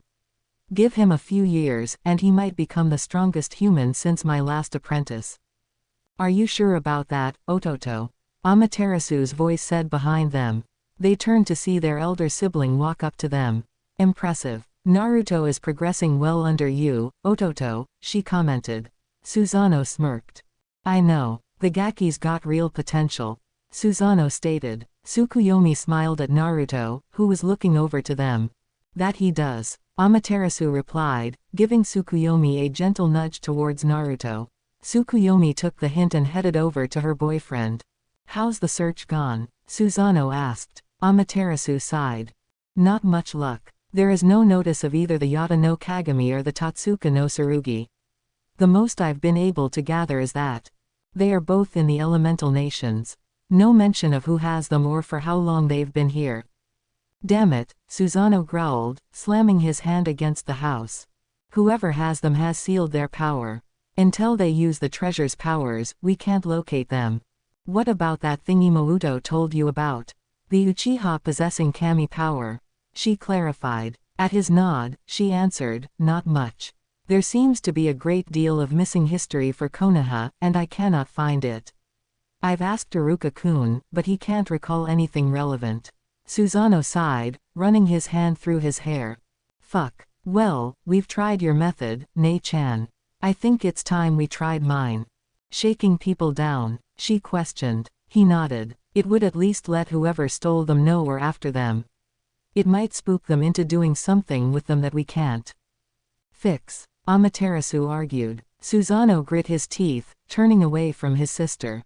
I'm sick and tired of these puny ninja making fools out of us. Amaterasu placed her hand on his shoulder. Calm down, Ototo, she gently said. He sighed, breathing deeply. He turned back to face her, looking calm once more. Why don't you go out next time?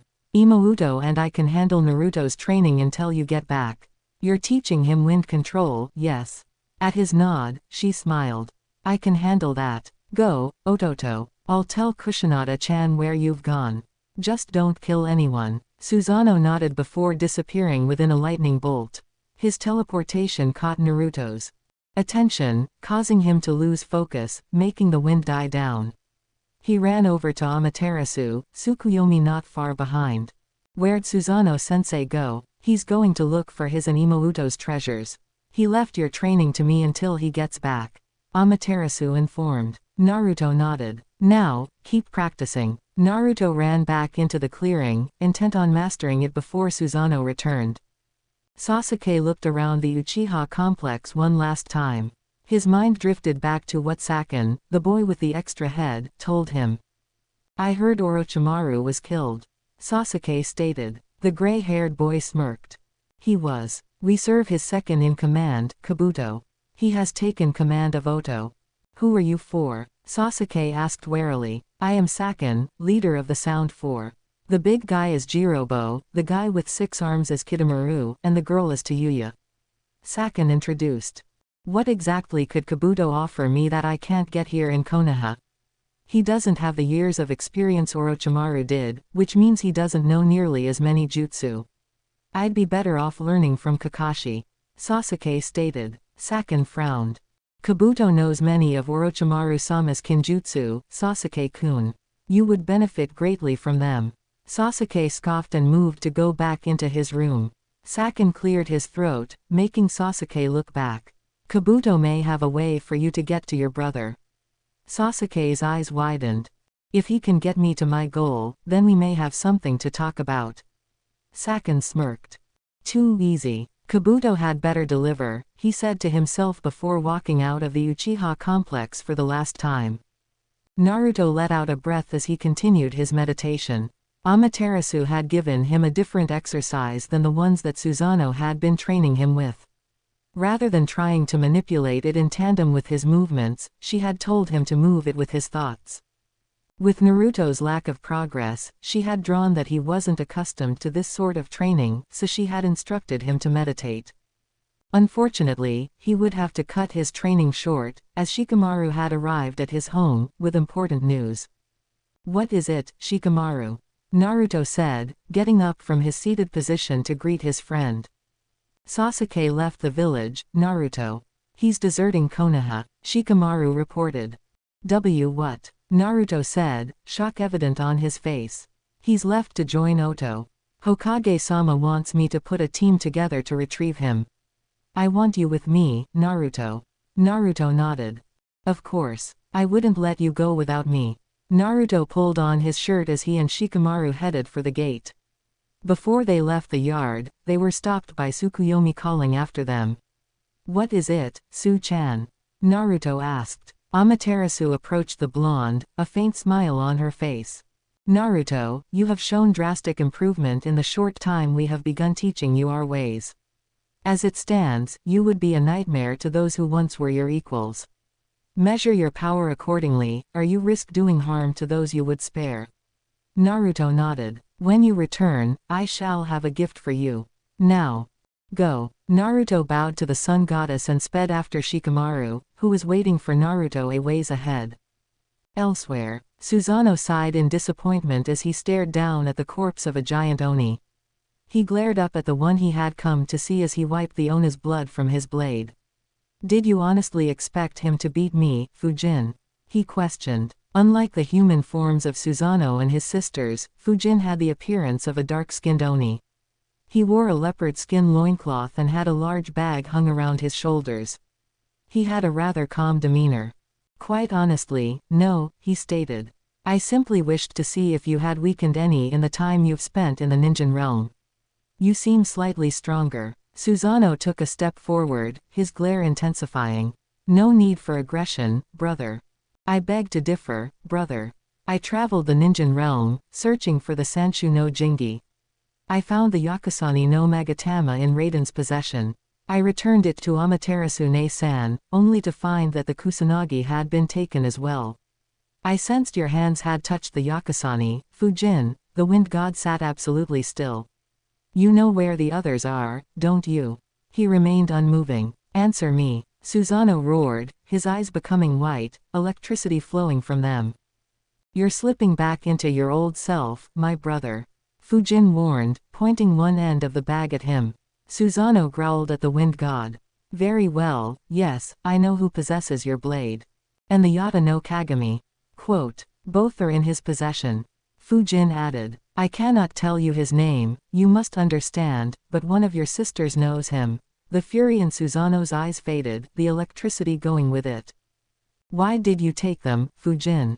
Simple, my brother. Your past has angered a great many of our fellow deities. Did you honestly believe that, simply because of your newfound gentleness, that we would forget your past?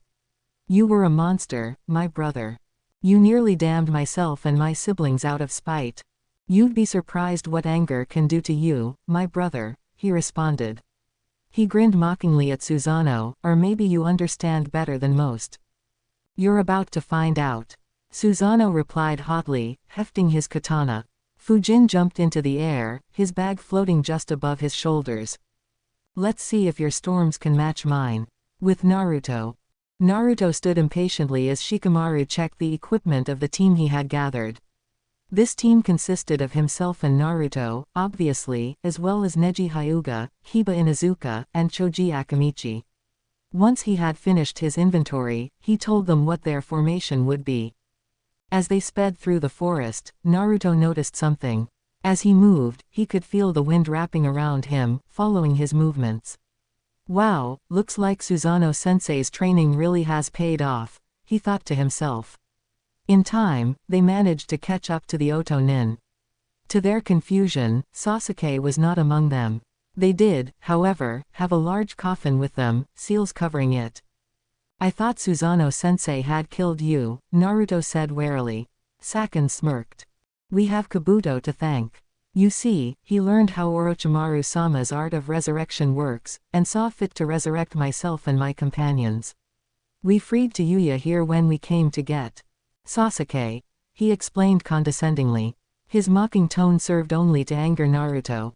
Where's Sasuke? Naruto questioned. Sakon said nothing, tossing the large coffin to Jirobo, who caught it before jumping away from the battle. Oh no you don't, Naruto shouted, running after the large teen. To everyone's shock, Naruto seemed to disappear completely. Behind them, the sound four heard a loud crack. They turned to see Jirobo on his back, holding his gut in pain. Naruto was holding the coffin in his right arm, left fist extended slightly. None of you are getting away. How did he do that? Kabuto said this kid was a weakling. Sakon thought to himself. Calm down, calm down. Alright, he most likely doesn't know that Sasuke's in the coffin. He probably just grabbed it because I tossed it to Jirobo. We can still win this if we can get far enough away from Konoha. Sakon discreetly signaled his teammates his strategy. Getting affirmatives from them, they quickly enacted their plan. Kidomaru leapt forward, gaining the initiative. Ninpo, Kumosokai. He fired the large web at the genin, immobilizing the team. Tayuya immediately brought her flute up to her lips and began to cast one of her musical genjutsu, directing it at the blonde in their path. Seeing him twitch slightly, she knew he was under her spell. Nodding to Sakon, she maintained the illusion while he ran to the blonde, reaching for the casket. Much to his shock, however, an enormous burst of wind blasted him away from the blonde, who shook his head, trying to free himself from the genjutsu. Naruto, for the first time, now understood why Susanoo and Amaterasu had trained him the way they did. Susanoo had focused on training his body to make it reflexive, while Amaterasu had trained his mind, strengthening his resistance to mental attacks. He only now noticed, now that he was walking amongst fellow mortals, just how strong he really was. He hadn't put a great deal of force into the punch, yet it instantly sent the large man to the ground. He felt the illusion take hold, but it didn't hamper him. What did they do to me? Naruto stared down at his fist in wonder. Control my power, alright, Amaterasu-sensei, Susanoo-sensei, let's see just how much their training has paid off. Naruto leapt over the still-down Jirobo and engaged Saken, keeping the casket away from the gray-haired teenager. While the blonde played keep away, Kidomaru had formed curved projectiles out of his odd web-like technique. Let's see, who dies first? Neji looked around, Byakugan active, trying to find a way to break free. He immediately found a rather interesting fact about the webbing: it was made of chakra. Neji fought back the urge to smirk. That just made this a bit easier. How about you? Kidomaru threw one of the projectiles at Neji. Needing his chakra, Neji used his Juken abilities to snap the threads around him. He narrowly dodged the projectile, wincing as it clipped his shoulder. Speeding to the rest of his friends, he snapped the threads binding them before charging the six-armed man. He was best suited to defeating this man. Naruto, Choji shouted, toss me the casket. Naruto threw it to the heavy-set boy, who deftly caught it. Whatever was inside, clearly they didn't want Konoha to get it. Now having use of both his arms, Naruto caught a punch from Saken and leapt forward, smashing his knee against Saken's chest. The gray-haired boy coughed, the impact doing more damage than he had anticipated. Not wasting a breath, Naruto delivered a vicious uppercut, sending him airborne. Naruto looked at his squad mates. Choji had pulled back, guarding the casket. Shikamaru was trying to capture the red-haired girl, with Kiba and Akamaru driving her back. Neji was attempting to close the distance to take down the six-armed man while continuously dodging the man's projectiles, while Naruto himself held back the gray-haired man. Naruto charged, aiming to take him down and assist Neji. In mid-leap, however, he was pile-drived into a tree. What the? He was cut off as his assailant delivered a blow to his stomach, knocking the breath out of the blonde. Looking up at his attacker, he saw that it was the burly man that he had taken the casket from. However, he was quite changed from before. His skin was a deep red. His hair was much longer than before, flowing behind him. He had what appeared to be warts appeared on his shoulders and his forehead. Not so tough now, are you? Jirobo taunted. His eye twitched briefly. It felt like something just cut him. Passing it off as hitting a branch, he reared his fist back, ready to crush the blonde's skull, only for the slashing feeling to get worse. The blonde put his hand up against Jirobo's chest, as if to push him away. Jirobo laughed as he felt the blonde begin to apply pressure to his chest. No one so small would be able to move his large frame. He was broken from his thoughts when he suddenly found himself embedded in a tree. How did he move him? Naruto let out a breath. Susanoo's training was far more effective than he had realized. He dashed forward to the red-skinned teen and delivered a blow of his own to the teen's stomach. Not giving the man time to recover, he followed up with a final uppercut, knocking the man unconscious. He turned back to the gray-haired teen and blinked. Who was that next to him? Saken fought back a shiver. The former leader of the Sound 5, now the Sound 4, was standing next to him. How are you still alive? Kimimaro, he asked. I move with my will. You have all grown weak in my absence, he rebuked. He stared at the blonde in front of them. You seem to have a unique power, he stated. It flows around you in a magnificent aura. He turned his head to the side slightly. Are you human? Yes, Naruto replied. But for how much longer? He found himself wondering. According to Susanoo, he would eventually have to become a god. Was that change occurring already? Was that what Kimimaro was sensing? Interesting, the white-haired man said. No matter, human or not, you will die regardless. He dashed forward, catching Naruto in the chest with a kick. Naruto grabbed the leg as it impacted him, keeping him from being sent back. He firmly gripped the man's leg and effortlessly broke it, sending him to the ground. Impressive. Unfortunately, not nearly good enough. Naruto suddenly heard a sickly cracking sound. He looked down and saw the man's leg regaining its original shape. Kimimaro stood back up, stomping the leg a few times, testing its durability. Much better. He immediately drove his fist into Naruto's gut, pitching him up. He reached over to his shoulder and, to Naruto's shock, pulled a bone out of it. He swung it at Naruto, who narrowly avoided the makeshift blade, receiving only a cut on his shirt. What the hell was that? Naruto questioned, shock evident on his face. I am Kimimaro Kagaya. This is my Kekkei Genkei, the white-haired man said before charging forward, swinging for Naruto's neck. Naruto narrowly avoided the weapon, trying to find an opening in the man's dance-like movements. He jumped back, attempting to gain a bit of breathing room to reassess this new foe. Unfortunately, neither enemy would give him the time. Kimimaro charged forward, elegantly attacking the blonde. Naruto drew a kunai to block the bone blade. Parrying a slash, he kicked the white-haired boy back. Saken immediately charged into the fray, protecting his former leader. Naruto immediately flung his kunai at him. Not prepared for the speedy projectile, he grunted as it impacted his shoulder. To Naruto's shock, a second body sprung out from the man. It caught the blonde by surprise, delivering a powerful right hook to his face. Gotta stay on guard, the second body mocked. Naruto frowned. Okay, no more Mr. Nice Guy. Naruto pulled out two kunai, tightly gripping their handles. He stared down his foes, trying to come up with a strategy. He needed a longer weapon. Wait.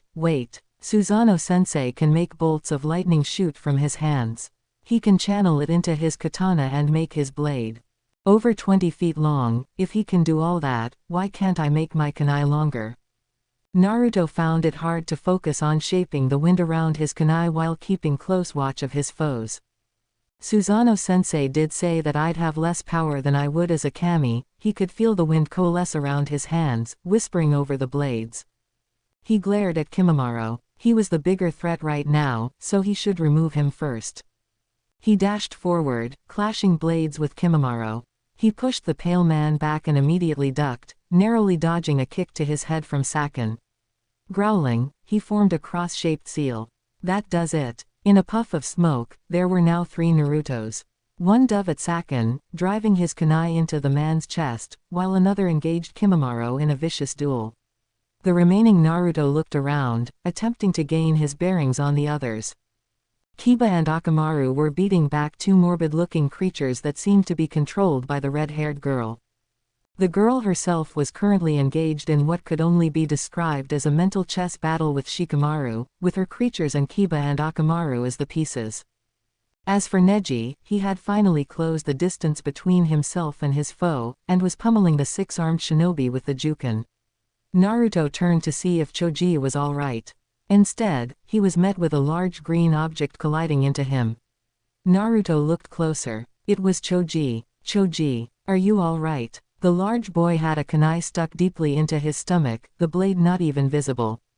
Sasuke, he breathed out. Naruto blinked, looking back to Choji's former location. Just as Choji said, Sasuke was there.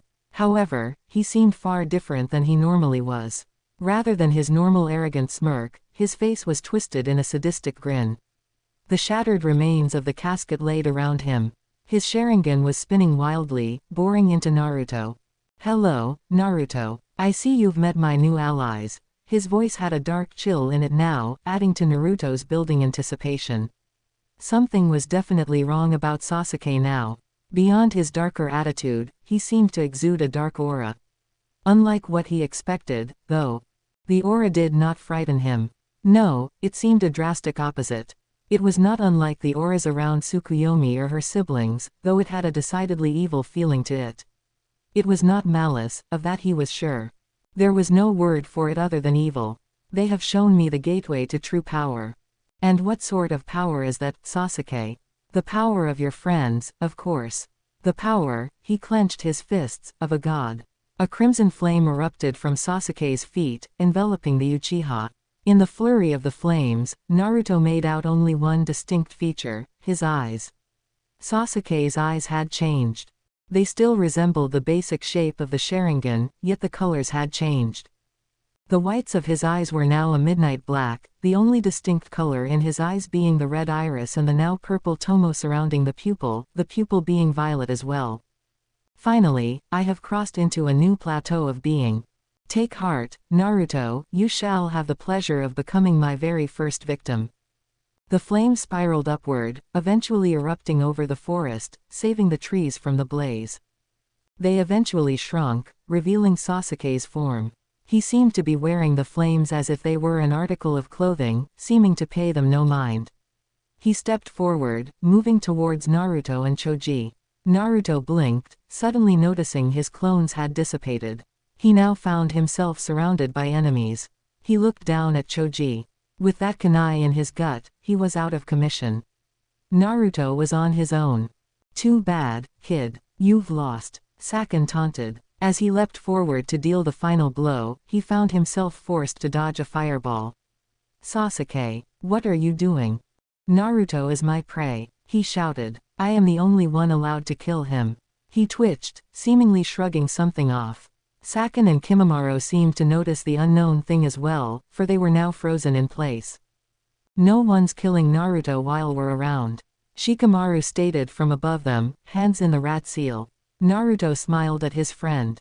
How's Choji, Naruto? He's lost a lot of blood. He needs help.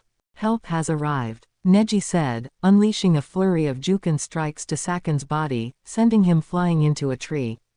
Kiba dropped down over Kimimaro. Suga, he roared, delivering a crushing blow, sending the pale man through the thick branch. He landed and ran over to Choji, taking him from Naruto. I've got him. So you guys finished your fights? They nodded. Naruto looked over to their prior battle sites. Tayuya was unconscious, trapped by some of the six-armed man's web.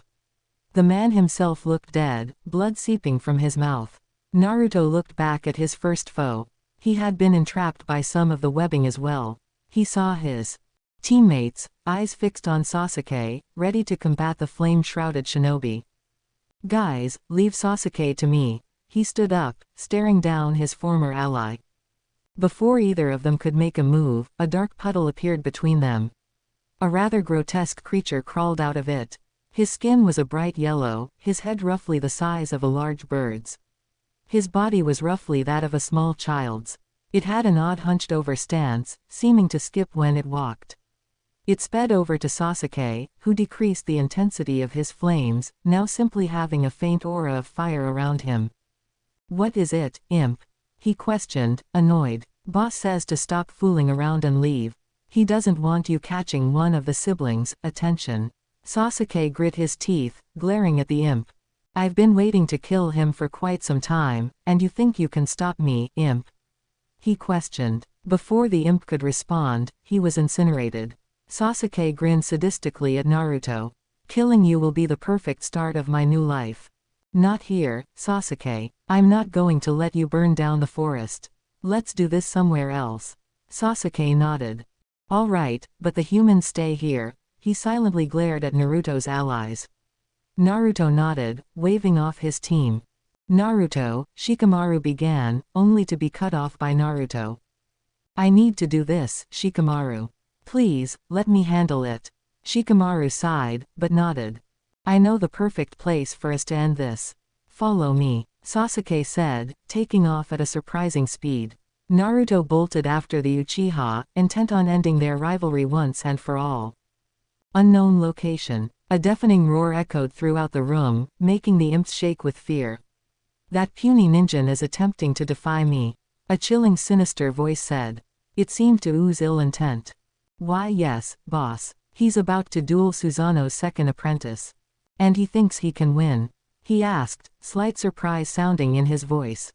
I might hate that bastard, but he's a brilliant fighter. All Sasuke has been given is an increased connection to the element of fire. I have no idea what Susanoo's apprentice has learned from him. He gestured to one of the Oni in the room. Bring Sasuke to me, unharmed. If he's dead set on attacking Susanoo's apprentice, I am going to have to train him myself. The large blue-skinned demon nodded, stepping into a large pool of shadows, vanishing. With Susanoo. You're very stubborn, brother. Susanoo commented, wiping a bit of blood from his cheek. He glared at the wind god, who floated just out of the range of his katana. I'm not stupid, Susanoo. I'm not a physically gifted kami. Not like you. But you don't have my skill with your element. Considering that I can do more with mine than you ever could with yours, I think it balances out. Susanoo cracked his neck, readjusting his grip on his blade. Are you going to tell me who has my sword? Now, not a chance, brother. Susanoo's gaze hardened, gripping his katana with both hands. Then you'll have to die, brother. With Amaterasu and Tsukuyomi. No, no, no, Amaterasu sighed, tossing weapon after weapon aside. Nei-san, be more careful. Tsukuyomi chided, catching every weapon tossed by her elder sister. I don't have time to be gentle, Imouto. We need to find it before Naruto gets back. I know, Nei-san, but these are sacred artifacts.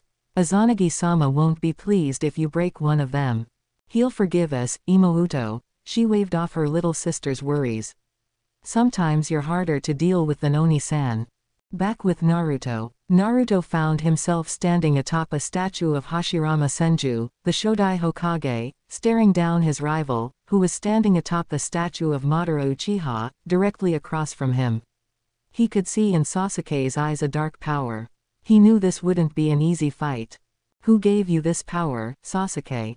He questioned. You said those guys from Oto showed you it, but I've trained with Susanoo-sensei long enough to know kami power. There's no way they gave you the power of a kami. If they were able to do that, they wouldn't have lost to us. I should have figured that training with those siblings would have smartened you up some. Sasuke said. True, they didn't personally give me the power, but they showed me how to get it, he smirked. You aren't the only one with otherworldly friends. Is he saying that there are other kami in our world? I'd better talk to Su-chan when I get back. Naruto kept his face stern, not willing to let Sasuke know of his shock. I suppose it doesn't matter, since only one of us will live past today. Sasuke nodded. Then let's end this. Sasuke rocketed off the statue, flames billowing behind him. He ducked into a forward roll, sending the flames right at Naruto with a kick. Naruto jumped up, narrowly avoiding the flames. He threw a kunai at the dark-haired Avenger, urging it along with a burst of wind. Unable to dodge in midair, he shot a fireball at the projectile, melting it before it made contact with him.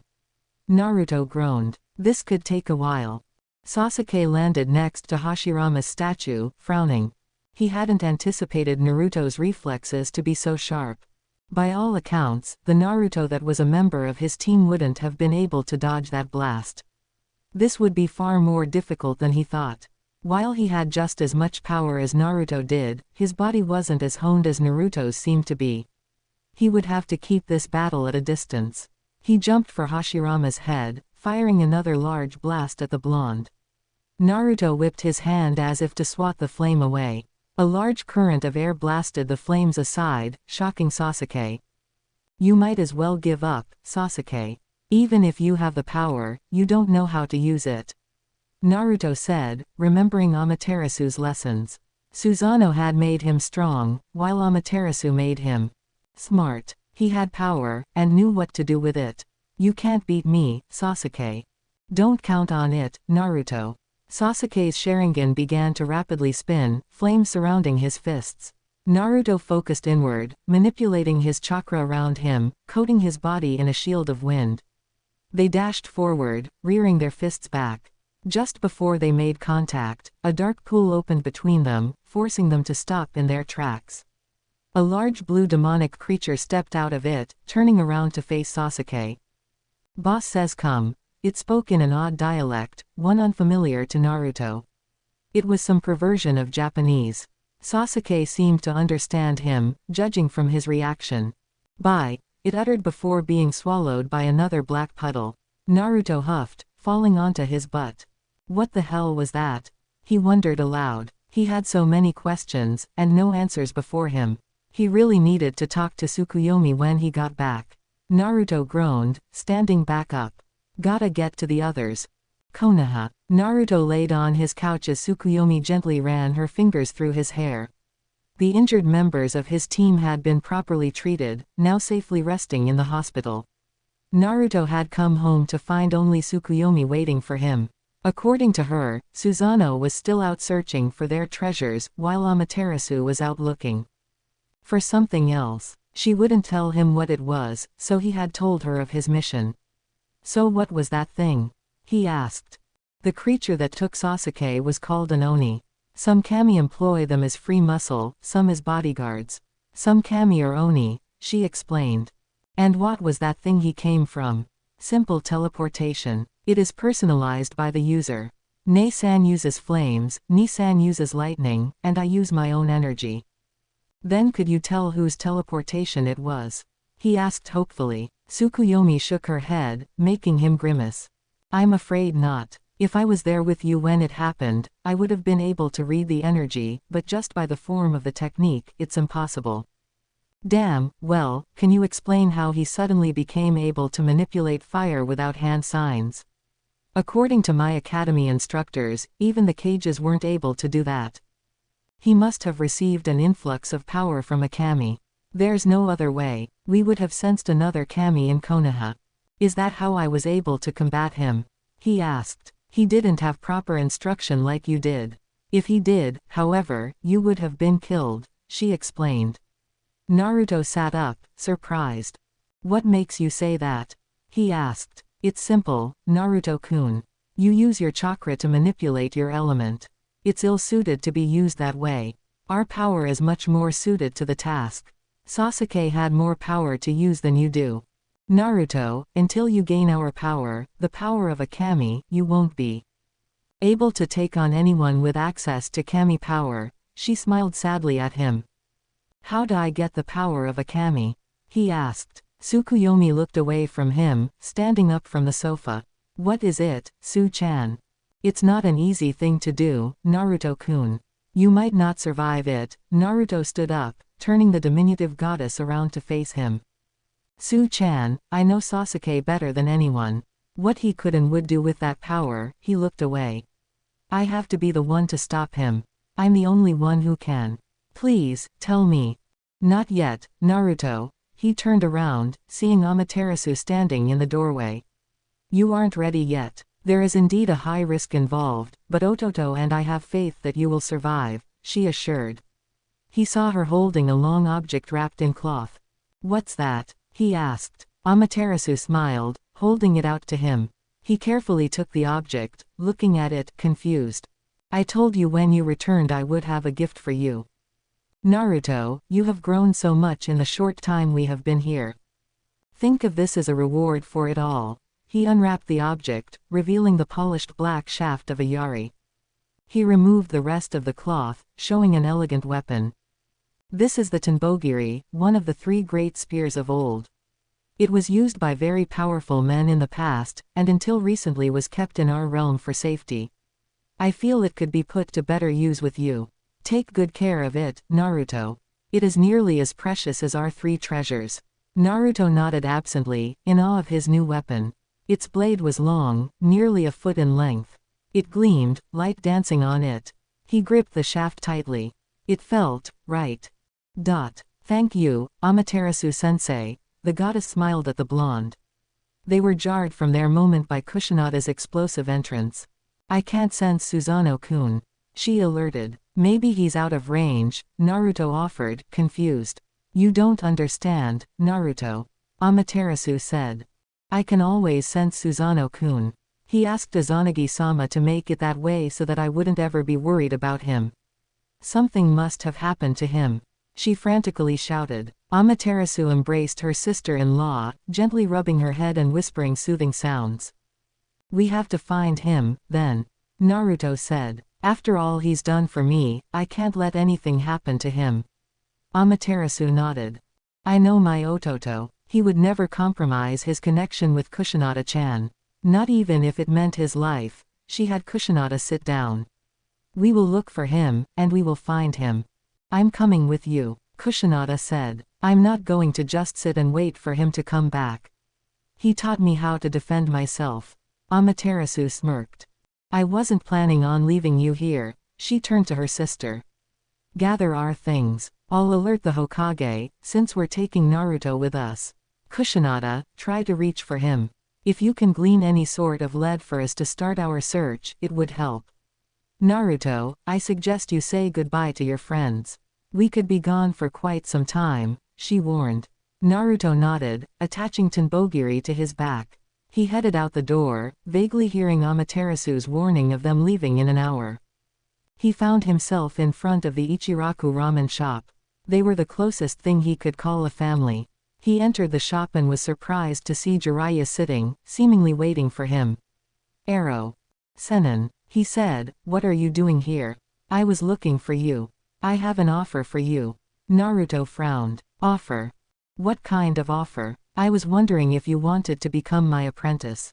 I could train you. There's one catch, though. You'd have to leave the village for about 2 or 3 years. Jiraiya said. His hidden agenda went unnoticed by Naruto, as he had hoped. Jiraiya would prefer to keep the Akatsuki hidden from Naruto for as long as he possibly could. I'm already leaving, Arrow Sennin. What? With who? Jiraiya frowned. This was not good. With Tsukuyomi-chan and the others. Something's wrong with Susanoo-sensei, he said. He turned to Tsuki and Ayame, who looked worried. As they had stayed, the siblings had developed a bit of a friendship with the ramen chefs. We're going to find him. I don't know when I'll be back, so make sure to stay open. When I get back, the first thing I'll do is come here for your ramen. Good luck, Naruto, Tsuki said. Be careful. Ayame hugged the blonde before urging him out of the shop. Jiraiya stood up. Damn it, I've got to see Tsunade. He bolted out of the shop, headed straight for the Hokage Tower. Hokage Tower. So you want my permission to take Naruto? Tsunade asked. Amaterasu had already filled her in on her purpose for this visit, and it didn't sit well with her. She felt as if Naruto leaving would alienate him from the village, if not humanity itself. No, as I've told your predecessor, I do not require your permission. I am merely informing you that Naruto will be out of the village for quite some time. He wants to go, so we are taking him with us. And if I say no? Tsunade said, her eyes narrowing. Amaterasu kept an impassive face. Naruto will still come with us. Make no mistake, Tsunade, you have no more power over Naruto than you do over us. The Kyuubi is, and has always been, our responsibility. The fact that you think you can control it is hilarious. I warn you now, stop with the grandstanding. It only makes you look sad. Tsunade grit her teeth, infuriated at the goddess's tone. Amaterasu was speaking to her as if she were some animal who barely understood what she was saying. Fine, he can go. Just keep him safe. He's safer with us than he ever was here. Amaterasu stated before vanishing in a swirl of flames. At that exact moment, Jiraiya burst through the door. Tsunade. Naruto's leaving the village. I know. Amaterasu was just here. What are we going to do? He asked. What can we do, Jiraiya? Naruto is one of them, or soon will be. Other than a select few people, he doesn't really have any reason to stay in Konoha. Which is why we can't let him leave with them. Minato wanted that boy to be the savior of the ninja world. And who says that he can't accomplish that with them? Hell, he might be better off with them. He's definitely stronger, she noted. Jiraiya sat down, sighing. This is not good, with Naruto. Naruto was heading back to his home, having already said his farewells to his friends. Since they were all still in the hospital, it took little time to move from room to room.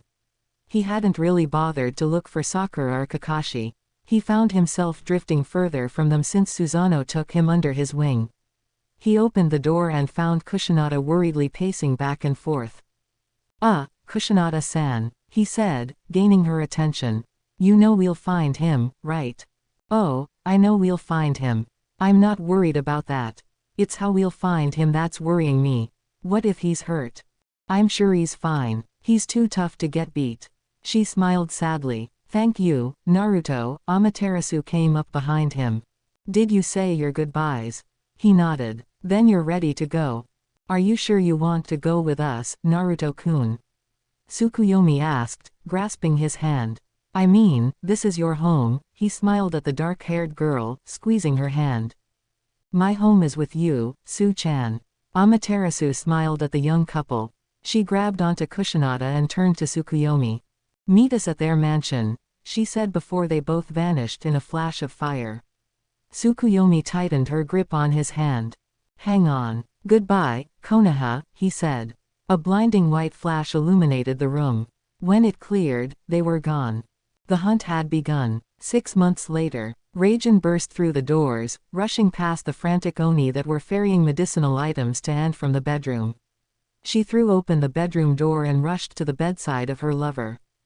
Hello, my dear, Fujin greeted, wincing. Who did this to you? She questioned, raking over his battered form. He had large gashes all over his torso, his left arm had been cut off at the elbow, and there was a large slash mark across his face. In spite of the heavy wounds, he seemed unconcerned. Don't bother, my dear. There is no point attempting revenge. You killed them, she asked hopefully. He shook his head. No, but he did not escape unscathed. If I had more time, he coughed, wincing as the wounds on his torso burned. Please, Fujin-kun, she said, grabbing hold of his hand. Please, tell me who did this. He closed his eyes, sighing. He pulled on her hand. Beckoning her towards him, she leaned closer to him, her concern for his well-being obvious on her face. Susano, he admitted. She stood up and was about to storm out of the room when he tightly grabbed her hand and slammed the door shut with a burst of wind. Don't go after him. Our poor judgment led to us making a deal with that stupid ninja and nearly killing an entire country. I paid my price for my hubris. He looked over to his missing arm. You aren't going to restore it? She asked. He smiled at her. Not for a while, at least.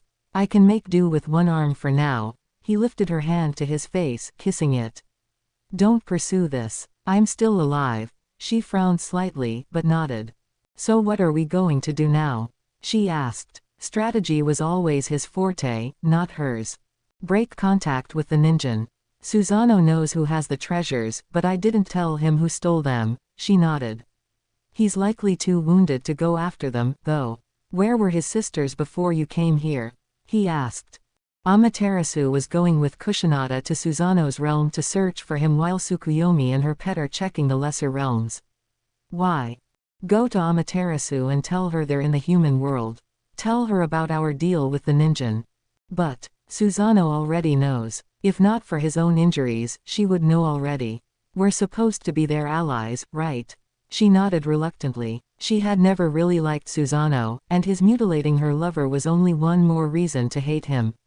If Fujin thought it was a better idea for them to be allies, though, then she would have to swallow her pride for now. Unknown location. Sasuke panted, wiping the sweat from his brow. The heat in this realm was almost unbearable, keyword being almost. His sensei kept it just under a level that would incapacitate him. As a result, he quickly tired while training. According to his sensei, this was to enable him to combat Naruto. Naruto's stamina translated to kami power, according to him, would make Naruto potentially even stronger than Susano, one of the most dangerous kami in all the realms. Sasuke had never really thought of Naruto as that much of a threat, not until seeing just how close they were in power. Giving up? His teacher asked, brow raised. Sasuke shook his head, rolling his shoulders. No, I can keep going. He clenched his fists, crouching. He dashed towards his sensei with a roar. If Naruto was going to become a kami, Sasuke was going to become one as well. Whatever it took to best him.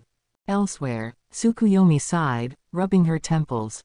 It had been 6 months since she had last seen her brother, and there was still not even the smallest sign that he was alive. There were not many kami that had the power and skill to kill him, but she knew that it was quite possible. Her brother had quite a colorful past. Before Kusanada came along, he was extremely violent, bordering on psychopathic at times. He had even been thrown out of their home realm on more than one occasion. The last time, though, he had met Kusanada. She didn't know what happened while he was down there, but he had calmed considerably when she next saw him. The only explanation was Kusanada herself. He hated to show his violent side in front of her. Now, though, Kushinada was nearly frantic. She missed him terribly, and was relentless in her pursuit of any leads they found regarding his whereabouts. She smiled faintly as she saw Naruto diligently practicing with his spear. She hadn't in her faintest dreams imagined herself with a ninja, but he was better than any of the kami she had met. Most of them ignored her in favor of her sister, or regarded her as a child due to her chosen form. Now, though, she got much more respect. She supposed her new form was the main reason. As Naruto had begun to mature, she realized that dating her would be an odd experience. He was a teenager, and would likely feel strange dating someone who remained at the age of 12, so she had altered her form to something a bit older. She had aged herself up to match him. She had quickly found that she enjoyed having an older form. Kami paid more attention to her, and she often found Naruto's gaze turn upon her. He seemed to enjoy her new form as well. Any leads? She blinked, taken from her inner musings by Naruto's voice. She looked up at him and noticed that he had discarded his shirt, leaving his torso bare. As much as she could tell that Naruto enjoyed her new form, she found herself enjoying Naruto's own maturation even more. The training had done him quite the service. His muscles were much more obvious now, though his build was still rather slender. Su-chan, eyes up. He grinned at her. Why aren't you wearing a shirt? She asked. Got sweaty. He responded with a shrug. So, any leads? She shook her head sadly. No. Nei-san and Kushinada Dono are searching his ream for clues, but they haven't found anything, he sighed. That's because he isn't there. They both turned around to see an extremely tall woman walking up to them. She had rather unusual features, having pure white skin and two long horns sloping back, matching the flow of her long brown hair. She was the perfect example of the word Amazon. She was also wearing very little clothing, Naruto noted. Hello, Tsukuyomi-chan. Raijin Dono, Tsukuyomi greeted warily. While she was on fairly good terms with most of the other kami, Raijin and her lover, Fujin, had quite a past with Susanoo. He had tormented them both quite often before he met Kushinada. How do you know Oni-san isn't there? Because that's nowhere close to the trajectory he was sent flying after his fight with Fujin-kun. Tsukuyomi bolted up, glaring warningly at Raijin. Calm yourself, Tsukuyomi-chan. I'm not here to fight. Then why are you here? Naruto questioned, grabbing Tenbogiri's shaft. Fujin-kun is badly wounded. His fight with Susanoo nearly killed him. So, Naruto responded. Why should he care about the person who hurt his sensei? So, Susanoo isn't much better. He's likely not dead, but I doubt he'll be able to access his powers for a while. Raijin's tone took a slightly harsher turn, not happy that she was interrupted by a human. How would being hurt affect his powers? Only two kami are nearly omnipotent, Naruto-kun. Tsukuyomi interjected. Izanagi-sama and Izanami-ka-san, the first kami of our kind. Wait. There are different kinds of kami. Raijin huffed. This was taking too long. She needed to deliver her message fast before Amaterasu moved. Izanagi-sama and Izanami-sama were created by the Koto Amatsukami before the creation of the first human realm. Izanagi-sama created the elemental nations after they created the world. Izanagi-sama is the most powerful kami in our dimension. Can we move on now? She asked impatiently. Tsukuyomi nodded. Good. Fujin-kun says he might know where Susanoo was sent flying to, and it's not good. Where is he? She asked. Unfortunately, Yomi. Tsukuyomi blinked, not expecting that. I know, not good. If he had his powers. I'm still in the dark about that, Naruto noted. Raijin sighed. This is why I hate ninjin, she rubbed her temples irritably. I'm sure Tsukuyomi has told you that we use a special type of power. Right, Naruto nodded. Well, we generate it continuously. That's why we seem so powerful to humans. We don't run out of power. Against other kami, though, we can temporarily exhaust our stores. If you never run out, how can you run out? That doesn't make any sense. You expend more energy when fighting a stronger opponent. Only a kami can equal a kami. We can, with significant effort, actually kill one another. It's just not easy. If we completely exhaust ourselves, we're basically as weak as a ninja. We don't regenerate, we can't use our powers, and we lose our physical abilities. That's the state Susanoo is most likely in right now, and if he's in Yomi, that's a bad thing. Well, Yomi's the land of the dead, right? What's so dangerous there? Naruto asked. Every single dead soul that wasn't reincarnated. Raijin replied. So, the truly evil ninja, all the vanquished yokai, and the few dead kami. And they'll be gunning for him. Why? Naruto asked. He put a lot of them in there. Naruto blinked. Susanoo's lived for thousands upon thousands of years, ninja. He's killed more beings than almost anyone. So he's been reduced to a human in a realm full of people who want revenge on him. He summarized. Raijin nodded. Great. There isn't a choice. We need to go into Yomi. Tsukuyomi declared. She wasn't going to let her brother be torn to pieces there. Raijin Dono, thank you for telling us this. If Fujin-kun hadn't asked me to do it, the Thunder God grumbled.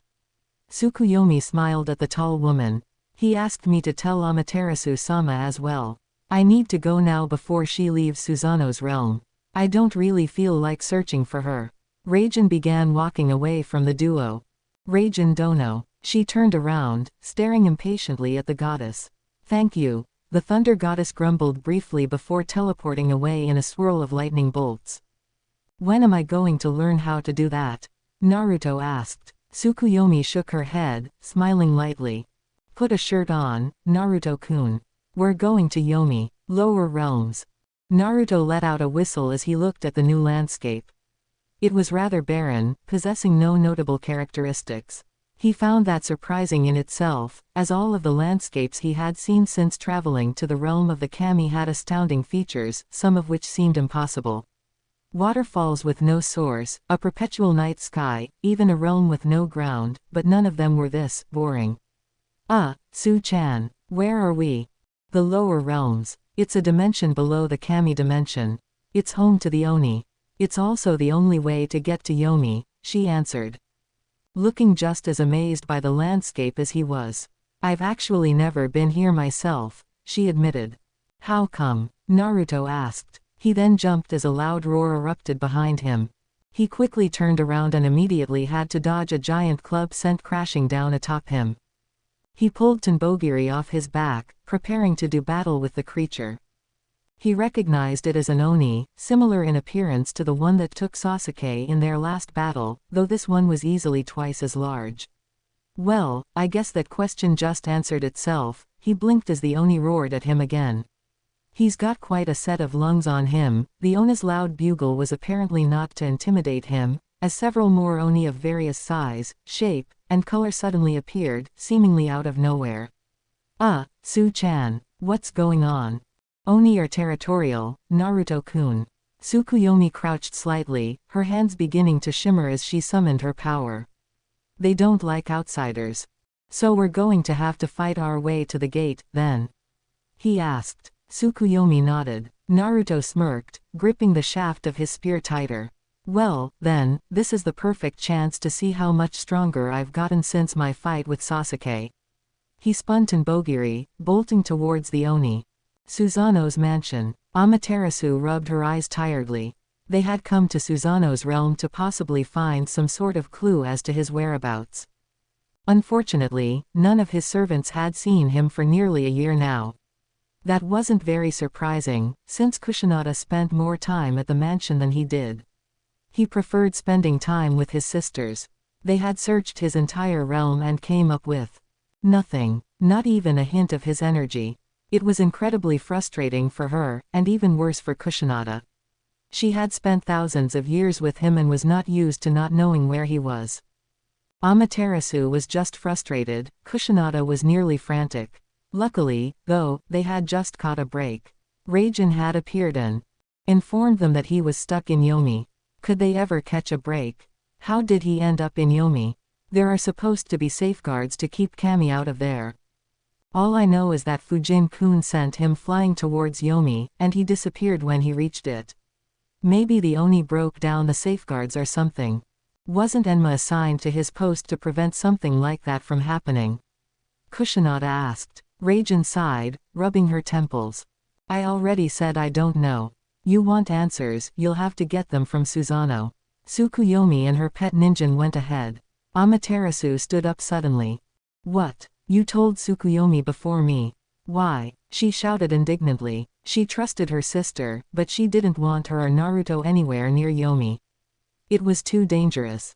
I tried to get to you first. I couldn't get into Susanoo's realm. He's got safeguards keeping me out.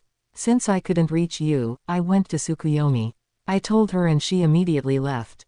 Then I went back to Fujin-kun and he told me how to bypass the safeguards, so here I am, she explained. Amaterasu frowned, but remained composed. All right. Thank you for telling me, Raiden. Raijin nodded, seeming slightly miffed at the name Amaterasu used. I don't go by that name anymore, Amaterasu. It's Raijin now, she stated firmly. Amaterasu smiled faintly. You'll always be Raiden-chan to me. I remember when you were a newborn. Raijin let out a brief laugh before returning to her usual slightly pissed-off look. You and Susanoo are the only ones who still call me Raiden. I'm Raijin now. Whatever you say, Raiden-chan. Raijin growled annoyedly. She was doing it on purpose now. Whatever. I delivered my message. Now I can go back and see how Fujin-kun is doing. She walked away from the duo. You don't call him by his real name? She questioned. Raijin stopped, turning around slowly. Fujin isn't his name, Raiden. You know that, so why do you still call him that? Because that's what we want to be called. Not all of us are comfortable using our child names like you and your siblings are. Amaterasu rolled her eyes. It's not like your names are bad, though. Those names represent our childhood. We aren't kids anymore. In spite of what you think, I'm full grown now. I'm of equal standing to you now. Raijin seemed slightly angry at Amaterasu for some reason. I never said you weren't, Raiden-chan. I just see no shame in your real name. Raijin may be who you are to the others, but to me, you'll always be Raiden-chan. I can't help that. She smiled at the Thunder Goddess, who sighed annoyedly. Call me whatever you want, Amaterasu-sama. I don't care, she muttered before teleporting away in her usual swirl of lightning. What are we going to do, Nei-san? Kusanada asked. She already knew what she wanted to do, but she had never been to Yomi. Amaterasu had, so she would defer to her judgment. Well, Imouto is definitely headed for Yomi. Naruto's almost certainly with her. We'll meet them there. I know you can fight, so you're coming with. Kusanada nodded, grateful that her sister was letting her come with her. She knew that most of the other kami would have forced her to stay in Susanoo's realm. Let's go. Amaterasu placed her hand on Kusanada's shoulder, teleporting them both in a swirl of flame. Lower realms. Naruto jumped over the Oni, easily decapitating it with Tenbogiri. He deftly spun the long spear, sending an arc of wind off of the blade to sever the limbs of several more Oni. Not too far behind him, Tsukuyomi was easily blasting Oni apart with her power, none of them even being able to get close to her. He jumped back next to her, letting out a breath. Do these things ever give up? He asked. She shook her head. Most Oni are incapable of higher brain functions. The more intelligent ones are usually servants and advisors to the kami, while the simpler ones are just muscle or training partners. And the smart ones don't object to this? He asked, stabbing an Oni that approached in the throat. A few did, at first. They didn't live very long. Naruto, you must understand, Izanagi-sama is very powerful, even by kami standards. The difference between Oni-san and him is like the distance between you and me when we first met. Naruto blinked surprisedly at her for a moment. Wow, he said. There is a reason he rules over the kami, Naruto. Remember, he created the elemental nations. They noticed that they had reached their objective, and ornate gate. Naruto noticed the Oni wouldn't come near them now, staying as far away from the gate, and thus, them, as they could. It's all so weird, Su-chan, he said, placing his spear against his shoulder. I mean, yeah, it's been 6 months, but it's just mind boggling that you're so casual about all of the stuff this guy can do. I wonder if I'll ever get used to it. Naruto, she smiled at her boyfriend, you will. You're far more comfortable with us than you were when we first met. You've taken to your life with us quite well. He placed an arm around her. Not with us. With you. She smiled, placing a gentle peck to his jaw.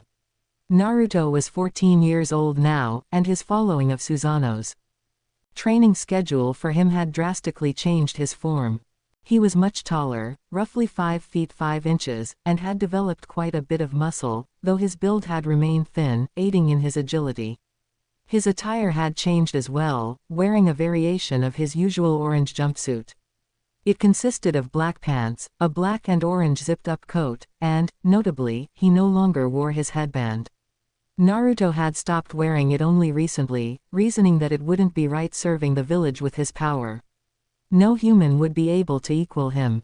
With Susanoo absent and Amaterasu searching with Kusanada, Tsukuyomi had taken over his training. In spite of their relationship, she was quite tough on him, almost as demanding as Susanoo was. Her reasoning for this, when asked, was that he would be facing beings nearing godlike power, and she didn't want him to die. So, he began, looking up at the large gate before them. How do we get in? Naruto approached the gate hesitantly. It was astoundingly large, easily dwarfing Konoha's gate. Naruto had to wonder what the gate was made to keep out, or in, that necessitated something so large. Before Naruto could come within reaching distance, a giant hand slammed down in front of him, narrowly avoiding squashing him. He jumped back, surprised, and looked up. The creature that belonged to that hand was easily as tall as the gate. Its skin was orange, like a flame. Its eyes were bright yellow, seeming to glow with anger. He had a long beard that somehow made him seem even more intimidating. He snarled down at them, revealing his fangs. Only the dead may enter Yomi. He roared. Tsukuyomi stepped forward, placing a hand on Naruto's shoulder. Enma Deo. I am Tsukuyomi no Makoto, youngest of the Sankizaku no Kodomo. She shouted, her voice echoing in absolute authority. Tsukuyomi no Makoto. The large being crouched down to better examine the goddess.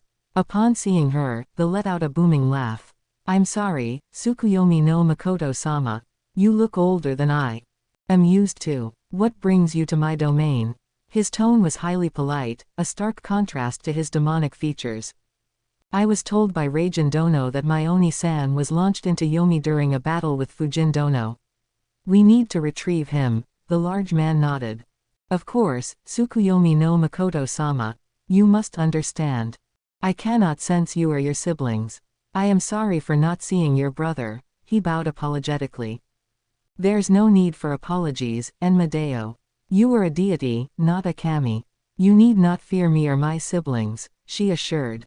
Would you object to my bringing Naruto in with me? She gestured to Naruto, who was still staring amazedly at Enma. Of course not. You will watch him, yes. She nodded. Then I have no objections.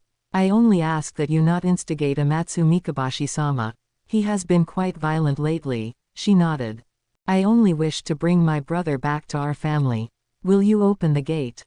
He nodded, standing back up to his full height. He turned around to the large gate and grabbed onto 2 large chains attached to each door. He pulled the door open, grunting. The doors slowly opened, creaking from disuse.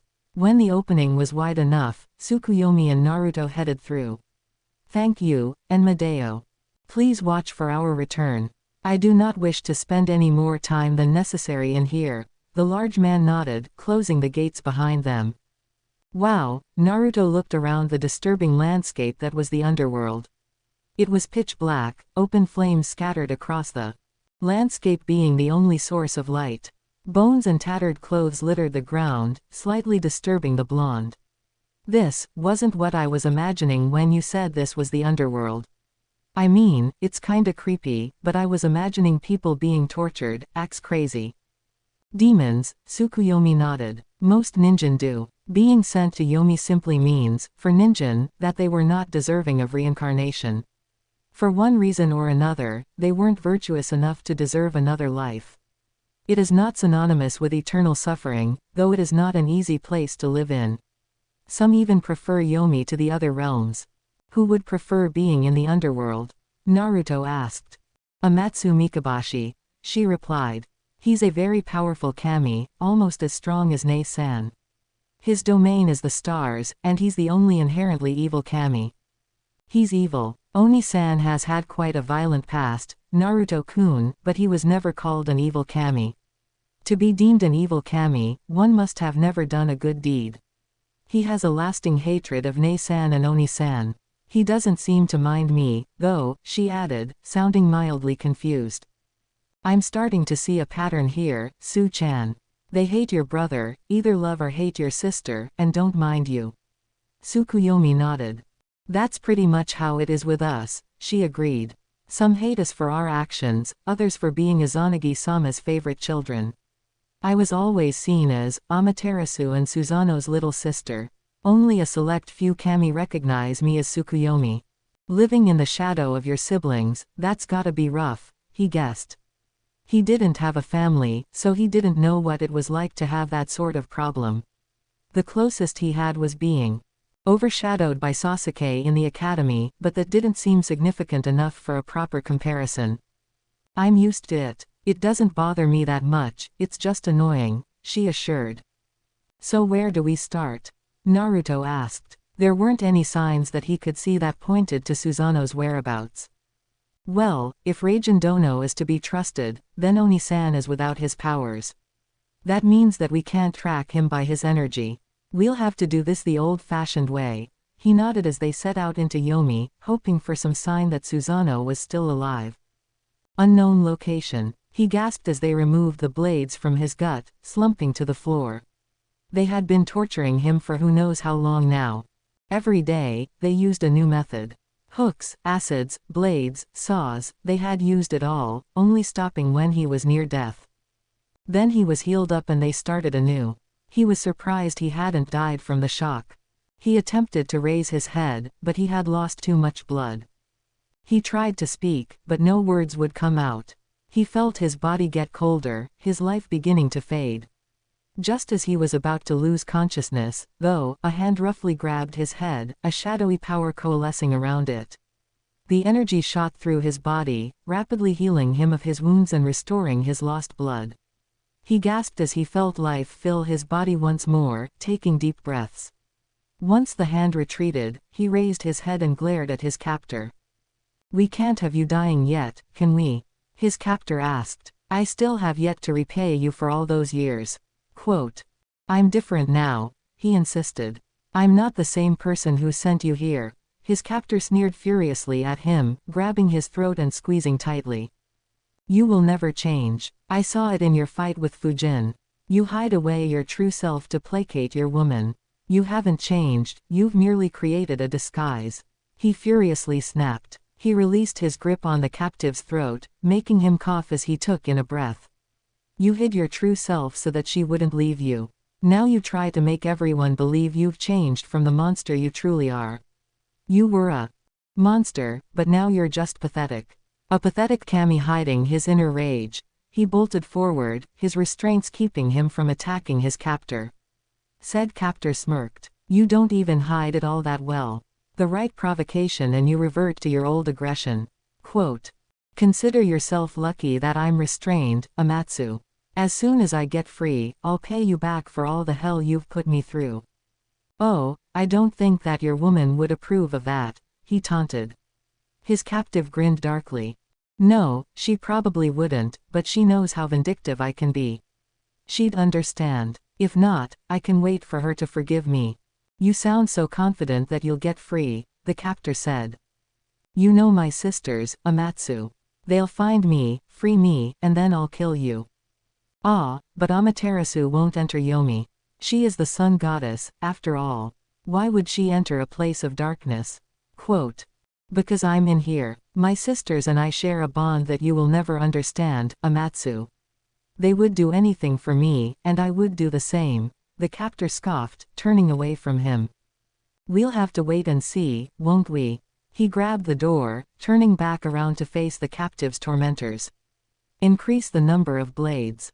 He can handle more, the Oni nodded, pulling out a tray full of ebony blades. The man grinned sadistically at his captive. Try not to scream yourself hoarse. He pulled the door shut behind him, hearing his captive cry out as he left the hallway, grinning. Susanoo slammed the pommel of his blade against his face, crushing his nose. He immediately followed up with a powerful kick to his side, audibly cracking a few of his ribs.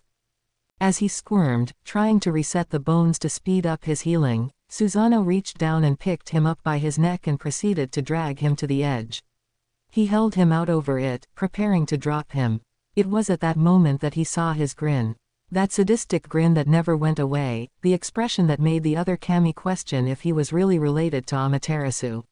You wanted a duel, you got one. I hate you, he growled as his nose began to heal. Susanoo's grin seemed to widen. Oh, I know you do. Here's the problem. I don't care. His tone was dripping with mockery, infuriating him.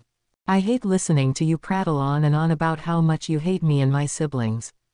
I hate listening to you complain about your lack of notoriety amongst the humans. You talk too damn much. He tossed him to the side, keeping him on the plane. He sat up, wincing as his ribs creaked in pain. So now I'm gonna fix that. He looked up at Susanoo, seeing his grin go from being sadistic to absolutely psychotic. He then tasted blood as Susanoo plunged Tatsuka into his throat and began carving his vocal cords out. His mouth gaped open in a silent scream. He watched in horror as Susanoo pulled them out of his throat, gleefully incinerating them with a blast of lightning. He let out a gargled sound, completely unintelligible to anyone's ears, clutching his throat. Susanoo grinned happily. Oh, that's much better. I prefer you this way. Now, then, his eyes darkened, actually making him shiver in fright. Let's see how many pieces I can cut you into before you pass out. He hefted his blade and crouched down next to him. He raised his blood-stained blade. He blinked tiredly, rubbing the scar on his throat. Ever since he found Susanoo in Yomi, he had dreamt repeatedly of the day he lost his ability to speak. After thousands of years, the act itself held no tormenting memories for him. What still terrified him to this day, though, was his smile as he did it. He had carved his throat open with an almost childlike glee. That smile still tormented him to this day. He stood up, waving off his Oni servants as he grabbed his cloak. It was time to check up on his favorite prisoner. Amaterasu sighed impatiently. She and Kushinada had traveled down to the lower realms to enter Yomi and, after stepping over the carnage caused by her little sister and her apprentice, met up with Enma. Unsurprisingly, he informed them that they had entered the gate. And you're sure there's no way you can permit me to enter? She asked. Enma didn't have a problem with Kushinada entering, but Amaterasu was not allowed in. Her powers were toxic to practically everything in there, due to it being a land of darkness and her a light kami. I am truly sorry, Amaterasu Omikami-sama, but my duty is to make certain that Yomi remains safe for its denizens. Your mere presence would kill thousands. She nodded reluctantly. She couldn't risk destroying that many souls just to save her brother. Tsukuyomi would have to do it alone. I understand, Enmadeo. Would you be opposed to my staying here until my Otuto is found? He shook his head. Of course not, Amaterasu Omikami-sama. Kushinada-sama may stay as well, if she wishes, he offered. Kushinada shook her head. Thank you, but I would rather bring my husband back. I trust Tsukuyomi-chan, but this is something I need to do myself. Susanoo-kun has always been there for me, and I for him. That's not going to change, no matter how long we're apart.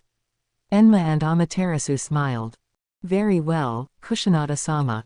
Please hurry, though. As Susanoo no Makoto-sama's wife, some of them will be quite eager to get their revenge on him through you, he reminded. Thank you for the warning, Enmadeo, but I still need you to open the gate. The giant deity nodded, pulling the gate open. With one last reassuring smile to Amaterasu, Kushinada headed into Yomi, intent on finding her lost love. Deep in Yomi, Naruto grimaced as he wiped the blood off of his face. Apparently, the deeper one went into Yomi, the more violent the, as Tsukuyomi called them, yokai got. They had long passed the dark, desolate wasteland, now in a place Tsukuyomi identified as the Tengu Forest. From what she told him, this area was, obviously, occupied almost solely by the spirits of evil Tengu. The Tengu were much more formidable than the Oni, being agile and strong. They weren't as durable as the Oni, though, making it somewhat easier to slay them. He turned to Tsukuyomi, who somehow was perfectly clean, not a drop of blood on her. "Hey, Su-chan," he called, drawing his girlfriend's attention, "you find anything?" "I'm not sure," she replied, looking puzzled. "I'm sensing kami energy, but it's not Oni-san's." "What about that Amatsu Mikabashi guy? He's a kami, right?" She nodded. "Yes, but his energy is very different from ours. Evil kami always have a darker energy. This energy isn't dark, but it's not really light, either. It's chaotic, and it's close." She frowned, thinking. The energy felt so familiar, but she just couldn't pin where she had sensed it before. As he watched her, he winced, feeling his stomach tighten. Dismissing the pain as nothing serious, he attempted to continue their trek, only to fall to his knees, feeling as if a fire had been set inside of him. Tsukuyomi quickly took notice of this and rushed over to him. "Naruto-kun, are you okay?" He winced, trying to smile to reassure the moon goddess. "Why yeah, Su-chan. He grunted as the pain spiked, "I'm fine. Don't worry about me. We need to find Susanoo-sensei." He took multiple deep breaths, the pain beginning to dissipate slightly for some reason. "All right." She seemed unconvinced, but acquiesced, helping him to his feet. "We still need to search the rest of this area before we can move on. Let's go." She headed off deeper into the forest. Naruto followed after her, unknowingly holding his stomach. "Unknown location," Susanoo growled. This was more tortuous than the physical torment by far. The monotonous drip of falling water, the relative silence of everything else around him, it was annoying. "If he's really going to kill me, I wish he'd just do it already. Yeesh, even I never took this long to finish someone off." "Susanoo-kun." He blinked. "Kusanada-chan," he called. Was he hallucinating? Had the torture unhinged him?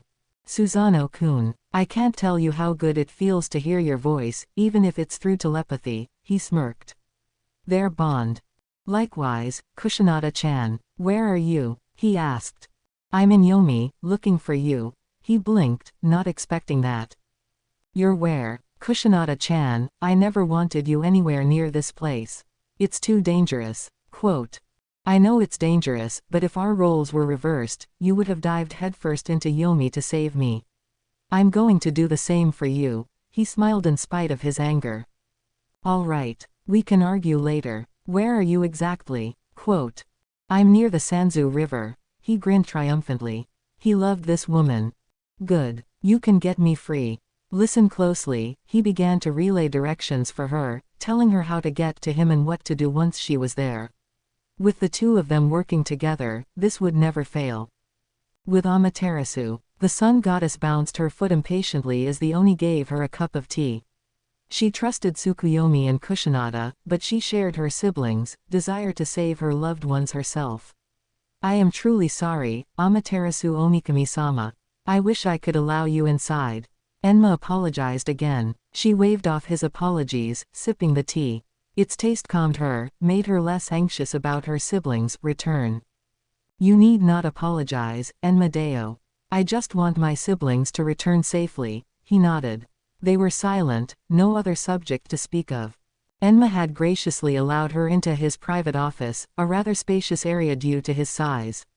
It was quite luxurious, as befitting the ruler of the lower realms. Trying to find something to distract her from her family's predicament, her thoughts turned to Naruto's training.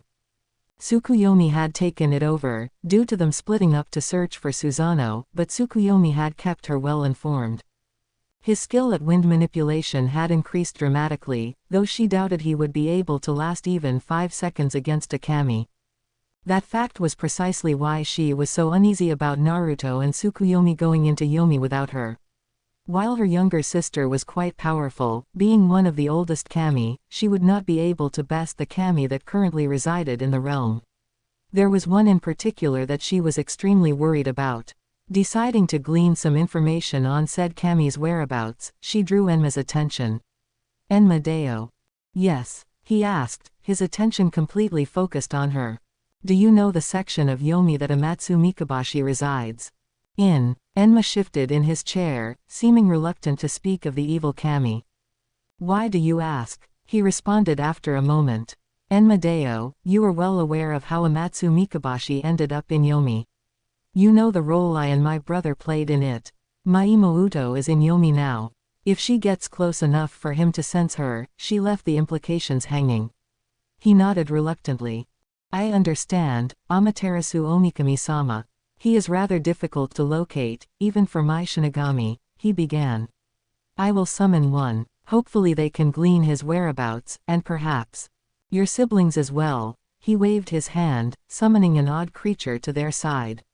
It was roughly 10 feet tall and wore a long white robe. The robe was open slightly at the chest, revealing its emaciated purple skin. Its hair was white and quite shaggy, making his head appear rather large. Poking out of the large mane were 2 long dark horns. It held a tanto with a bandage-wrapped handle in its mouth. Yes, Enmadeo, it asked, cocking its head. Go into Yomi and find Amaterasu Omikami-sama's siblings. I also want you to locate Amatsu Mikabashi-sama. Report back to me when you've located either of them. Understand? The creature nodded, dissipating into a shower of white orbs. With Kushinada, the raven-haired woman pulled her tanto from her kimono as she crept through the dungeon-like area. Finding this place hadn't been easy. Yomi's landscape was deceptively tricky to those unfamiliar with it. Fortunately for her, Susanoo had been to Yomi quite a few times, so he was quite detailed in his directions to the otherwise unseen entrance to the dungeon. It was guarded by 2 Oni, though she was able to slip past them unseen. Fortunately for her, Oni weren't too observant. She swallowed, taking a deep breath. The air in this place was nearly suffocating. It felt vile, as if there was a pall over her head. Whoever lived here definitely wasn't someone she would enjoy spending time with. She crept past the few Oni that were making their way through the halls rather easily. She understood that Oni made good minions, but why were they the only ones in the base? They weren't exactly good security, as she had already demonstrated. Go down the next hallway and turn left. She nodded, carefully sneaking around the corner. With every turn she made, Susanoo's voice got louder and clearer. She could tell from the clarity of his voice that he was close. Soon enough, she came upon a pitch-black door. It deeply contrasted the almost medieval look of the rest of the area, being sleek and flawless. She didn't even see a way to open it. Break it down, he said. But won't that? Yes, but once it's down, you just have to cut me free. Even weakened, I can handle his Oni guards. Do it, she nodded, bracing herself. She charged the door and slammed her shoulder into it, knocking it to the floor with a surprisingly loud thud. As she rubbed her shoulder, she allowed a smile to come to her face as she stared at her husband for the first time in half a year. In spite of the many scars that now adorned his torso, he looked surprisingly healthy. His face was mildly obscured by a bushy beard that, in her mind, didn't really fit him. She sped forward, kneeling to meet his eyes. Hey. Heim. He smiled weakly. Cut off the chains, she nodded, slicing through them with her tanto. He rubbed his wrists, wincing as he shakily stood up. Kushinada grabbed him, helping him stay up. It's good to see you again, Heim. How's Imouto and the others? We can catch up later, Susanoo-kun. We need to get you out of here. He nodded. She helped him walk as they made their way out of the room. Unfortunately, their escape would not be easy, as they saw several Oni barreling down the hall towards them. Susanoo sighed, pulling free from Kushinada. I'll handle this. He immediately fell to his knees, unable to stand without support. He looked down at his legs quizzically, clearly surprised at his body's weakness. Kushinada made him sit against the wall. You rest. I'll handle them. Have a little faith. I am your wife, Susanoo-kun, he nodded. Give 'em hell, Heim. She flipped her tanto into a reversed grip and bolted towards the Oni. She ducked under one's club and swiftly cut its arm off as she smashed another's head into the wall. Seeing the shock on the group's faces, she capitalized on their surprise and charged them. She threw her tanto into one's head as she flipped another onto its back before breaking its arm. She wrenched its club out of the broken limb's hand and bashed open another's head with it. She furiously swung the large club, killing every single Oni in the hall in a disturbingly bloody display. Holy shit, Haim, Susano blinked, surprised at his wife's ferocity. What? The now bloodstained woman asked as she tossed aside the blood-stained club. She retrieved her tanto and headed over to him. I don't think I've seen you be so brutal. That's usually my job, he said as she helped him stand again. They took my husband, she responded simply. He smiled. She had come a long way from the shrine maiden he had met all those years ago. Let's go. Someone will have heard that. She nodded, helping him move through the halls to the exit. With Naruto and Tsukuyomi, Naruto wiped his brow, feeling a burning heat in his abdomen. The rest of his body, however, felt disturbingly cold. He had so far managed to keep Tsukuyomi unaware of his ailment, but he knew she was observant. She'd see it eventually. For now, at least, he had to keep his condition to himself, though. They needed to find Susano. They could worry about his ailment tomorrow. He looked ahead to Tsukuyomi. As they got deeper and deeper into Yomi, Tsukuyomi had spoken less and less. She seemed anxious about something. Naruto had initially passed it off as worry for her older brother, but that seemed less likely now. Tsukuyomi was acting as if something was hunting them, not like she was worried about her brother. Naruto didn't feel anything, but that wasn't enough for him to dismiss it as paranoia. He had noticed that it was extremely difficult to sense the creatures in Yomi when he first entered. He hadn't sensed anything when the Tengu first attacked. He could barely sense the Oni outside the gate. He had guessed that it was due to their being, in Susano's words, in a different dimension of power compared to him. It was the same reason he couldn't sense Tsukuyomi or her siblings. He winced as the burning sensation increased. As Tsukuyomi's paranoia increased, so did his pain. Taking a deep breath, he sped up his strides, moving closer to Tsukuyomi. He had to ignore it. They had to find Susano. Soon enough, they came upon a dark river. It wove through the bleak landscape like a serpent, going on far past what he could see. Naruto stared into the river, wondering what sort of fish would live in such a dark river. Much to his shock, a face stared back at him. It was contorted in a look of pure, unbridled suffering, a look that Naruto had never really thought could seem so horrific. He jumped back, afraid that something else in the water might pull him in. Seeing his shock, Tsukuyomi called his attention. This is the Sanzu River. That was an evil human soul. Human souls are put into a river as punishment. He asked. Naruto didn't really see that as a suitable punishment for people like Orochimaru. They aren't the only ones in there, Naruto-kun. We keep serpents in the river. Carnivorous serpents. He gulped. Okay, that was definitely punishment. Oh, and they can't get out. Ever. Yeah, definitely a suitable punishment.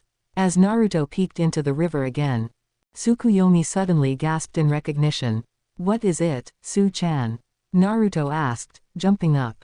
I can sense Oni-san, she shakily replied, shocked at the sudden appearance of her brother's life force.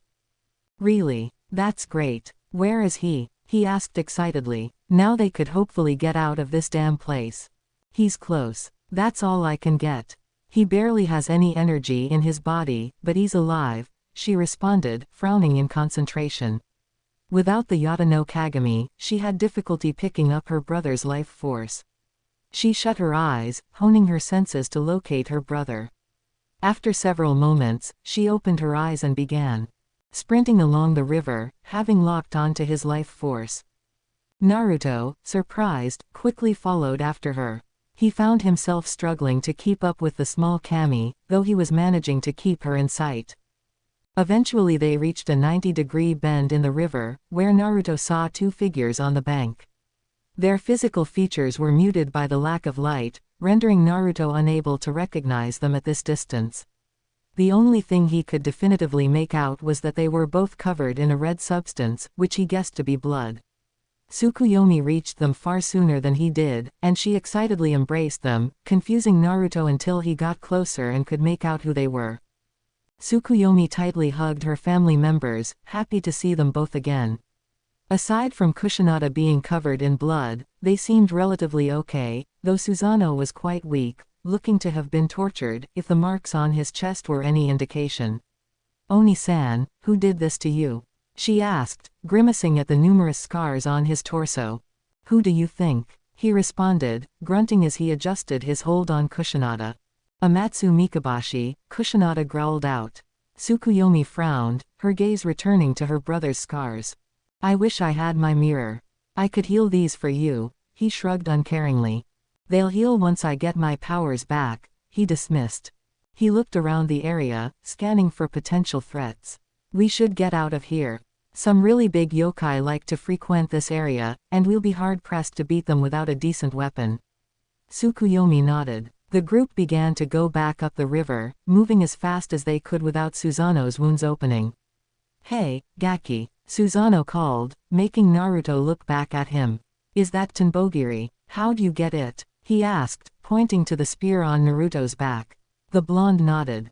Amaterasu-sensei gave it to me as a reward for progressing in my training, he explained, proud of his accomplishment. Susanoo nodded, a proud smile on his face. His student was in possession of a sacred object, and seemed to be putting it to good use. He earned it. He could tell that the blonde had come a long way since the last time he had seen him. It was impressive. The group continued to make their way along the bed of the Sanzu River, astonishingly avoiding any yokai spirits. The lack of attacks were serving to unnerve Tsukuyomi and Susanoo. As he had said, large yokai frequented the area around the Sanzu River. They weren't exactly the type of yokai that could hide themselves, either. They all jumped when a loud crash erupted from behind them. They turned to see a large serpent with 8 heads staring ominously at them. Well, Susanoo whistled, this is unexpected. What's wrong, Susanoo-sensei? Naruto asked, pulling Tenbogiri from his back and taking a combat stance. That's the Yamata no Orochi. I killed it when I met Kusanada. Heim. As it slithered closer to them, they were able to make out the many wounds on the creature, all of them looking extremely old. The creature seemed to immediately take notice of Susanoo, roaring furiously at the group. Good to see I left an impression. So this thing is the legendary 8-headed serpent? Naruto asked, getting a nod from Susanoo. And it won't likely leave us alone, since you're the one who killed it, right? Another nod. Okay, that leaves us with one option, then. Fight. Naruto hefted his spear, staring down the serpent. Naruto-kun, Tsukuyomi was about to stop him, but she was cut off by her brother. Go for it, Gaki. Naruto grinned at his sensei, charging towards the serpent. Tsukuyomi glared at her brother. He won't grow as a fighter if you coddle him, Imouto. He's still just a ninja, Oni-san. She protested. Susanoo grimaced slightly, unnerving the diminutive kami. Not anymore. Naruto scowled as he charged the serpent, feeling the burning in his stomach increase.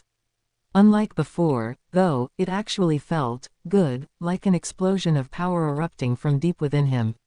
He didn't know what it was, but the Yamata no Orochi no longer felt as threatening.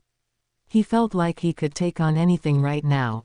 Off to the side, Tsukuyomi was asking her brother just that question. It's not immortal, her brother answered, I proved that years ago.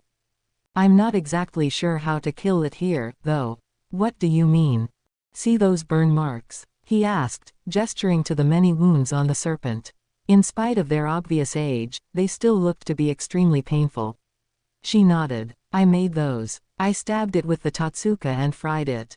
With that thing's scales, Naruto's wind won't be much help.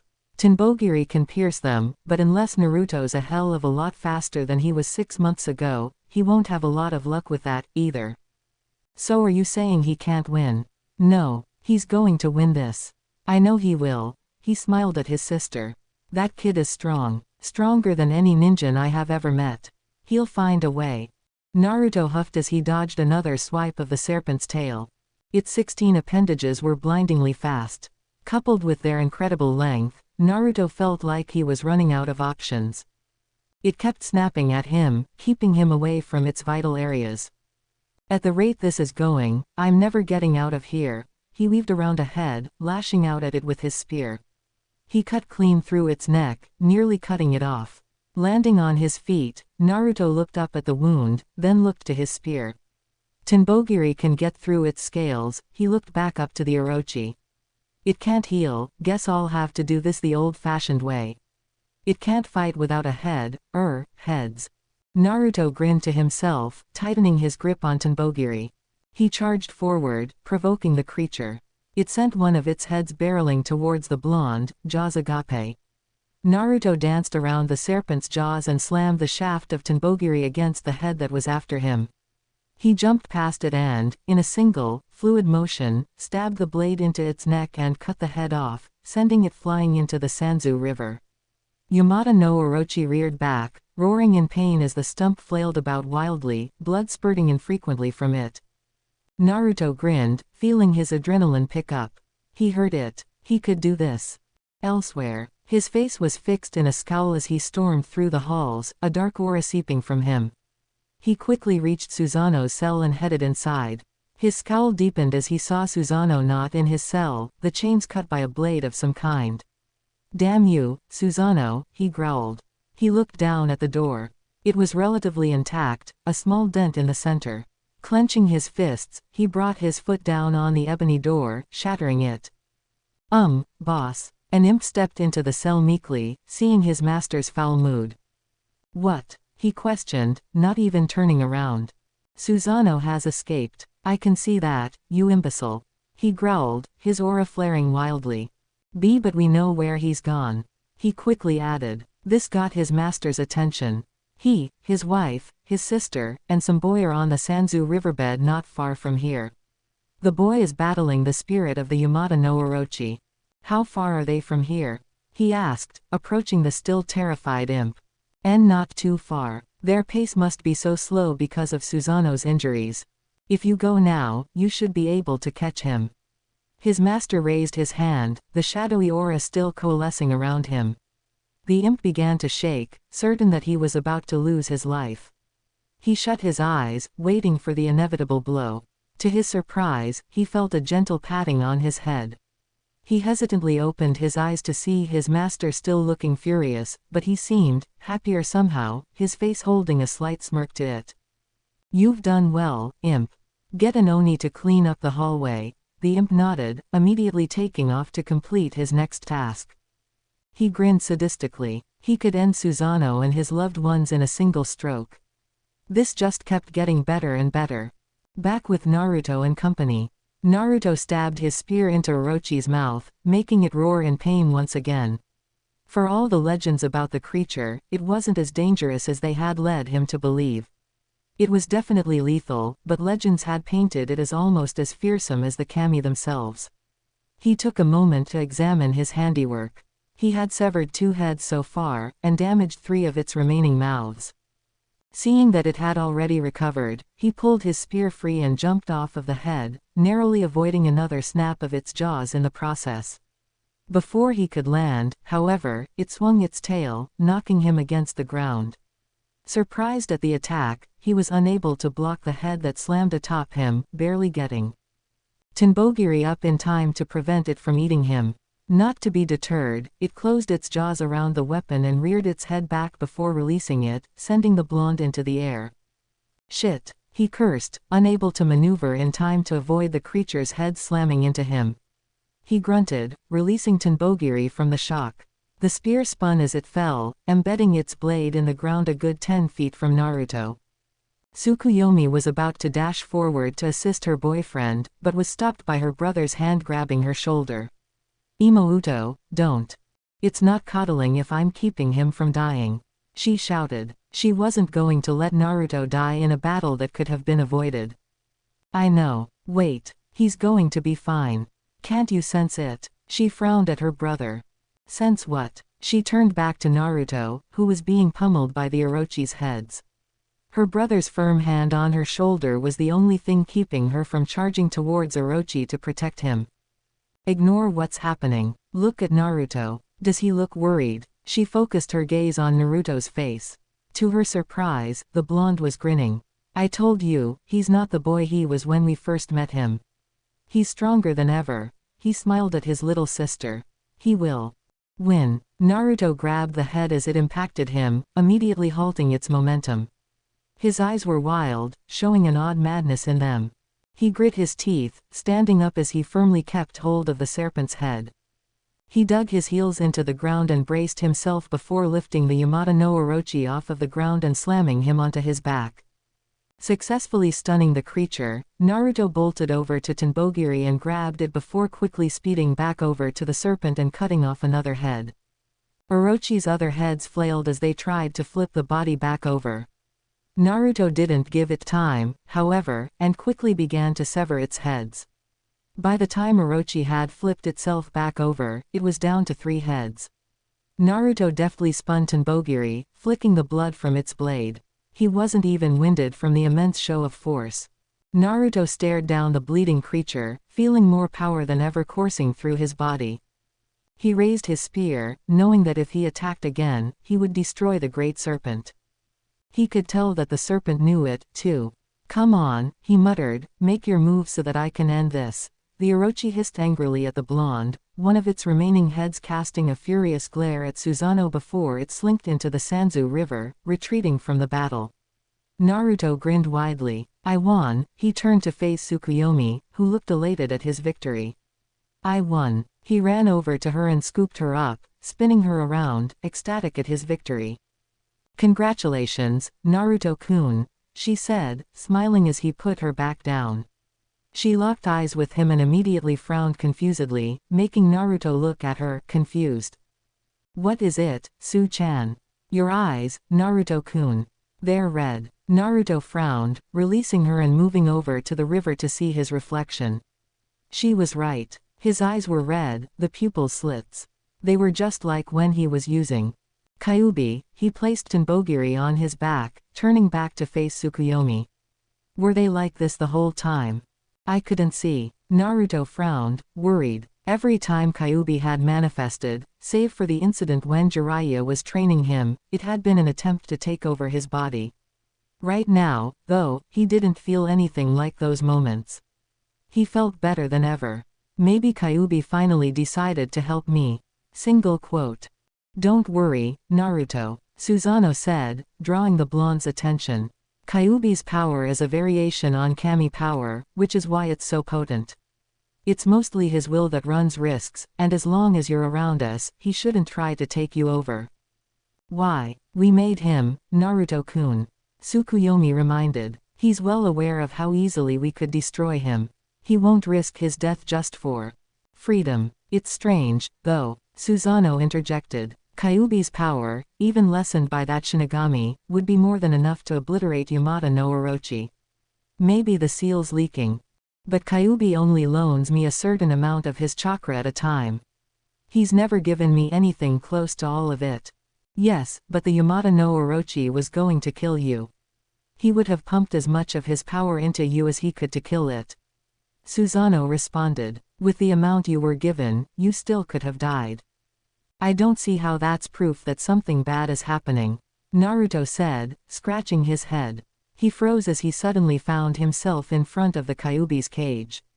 "Okay, maybe he has a point." "Gaki," Kyuubi's tone was markedly different from how it usually spoke to Naruto. It was less condescending than usual, having a slight hint of eagerness to it. "Why are you in Yomi?"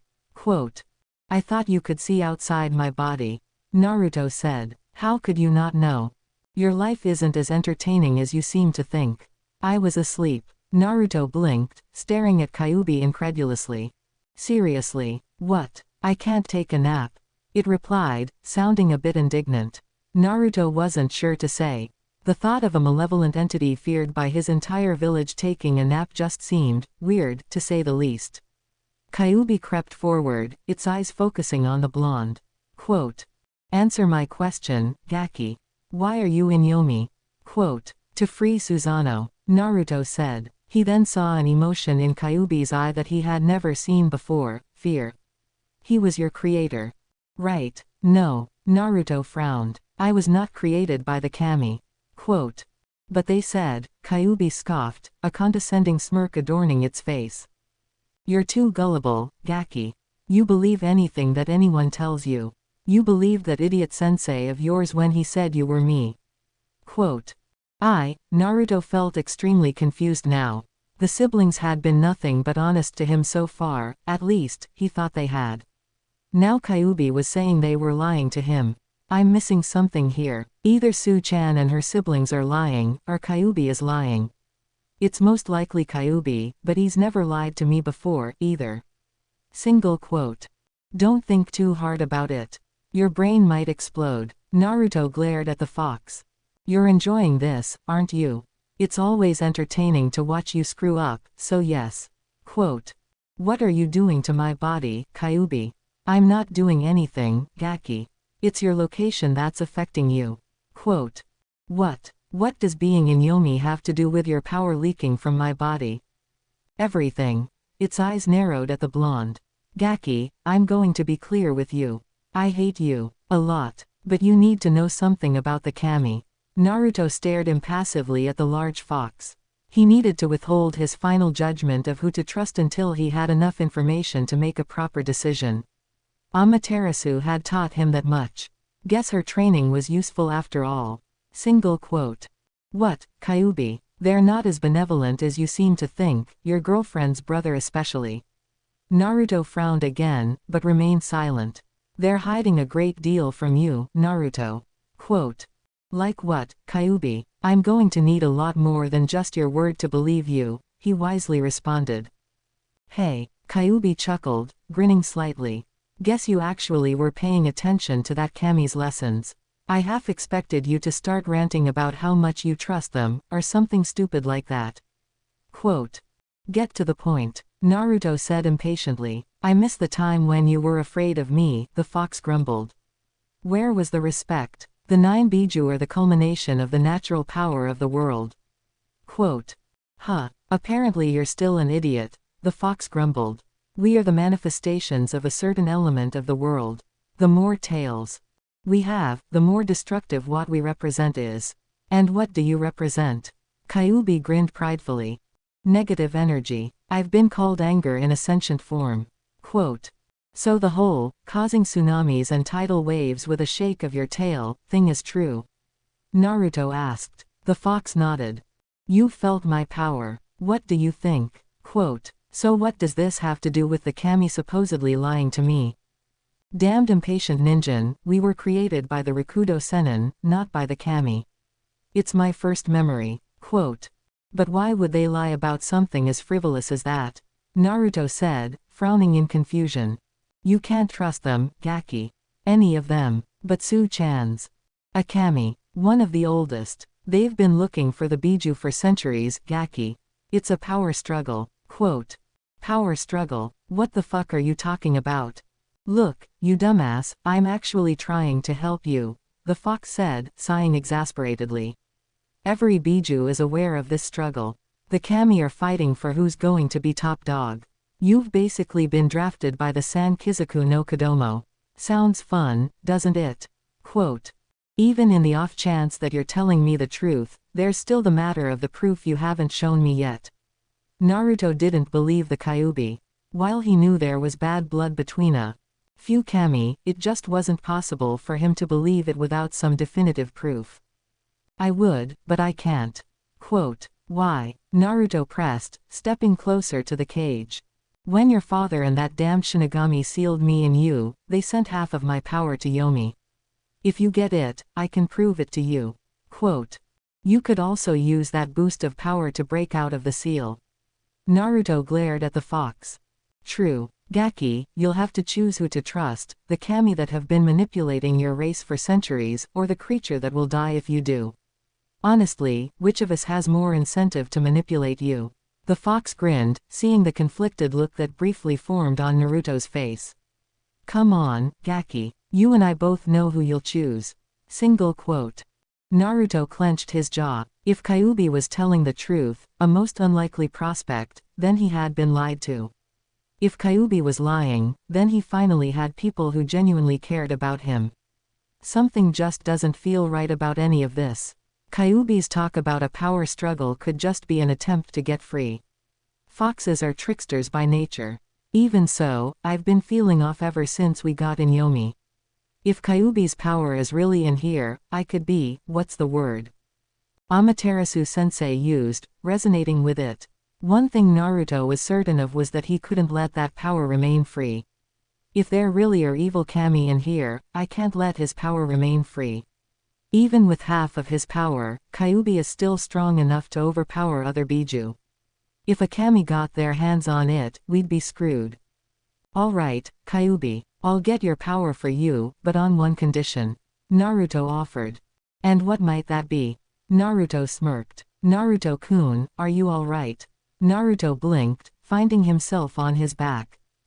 Yeah, Su-chan. What happened? He asked, sitting up and looking around. They were still on the riverbed, Yamada no Orochi's severed head still laying on the ground around them. Susanoo and Kushinada were standing not 10 feet away, her working to keep his wounds closed.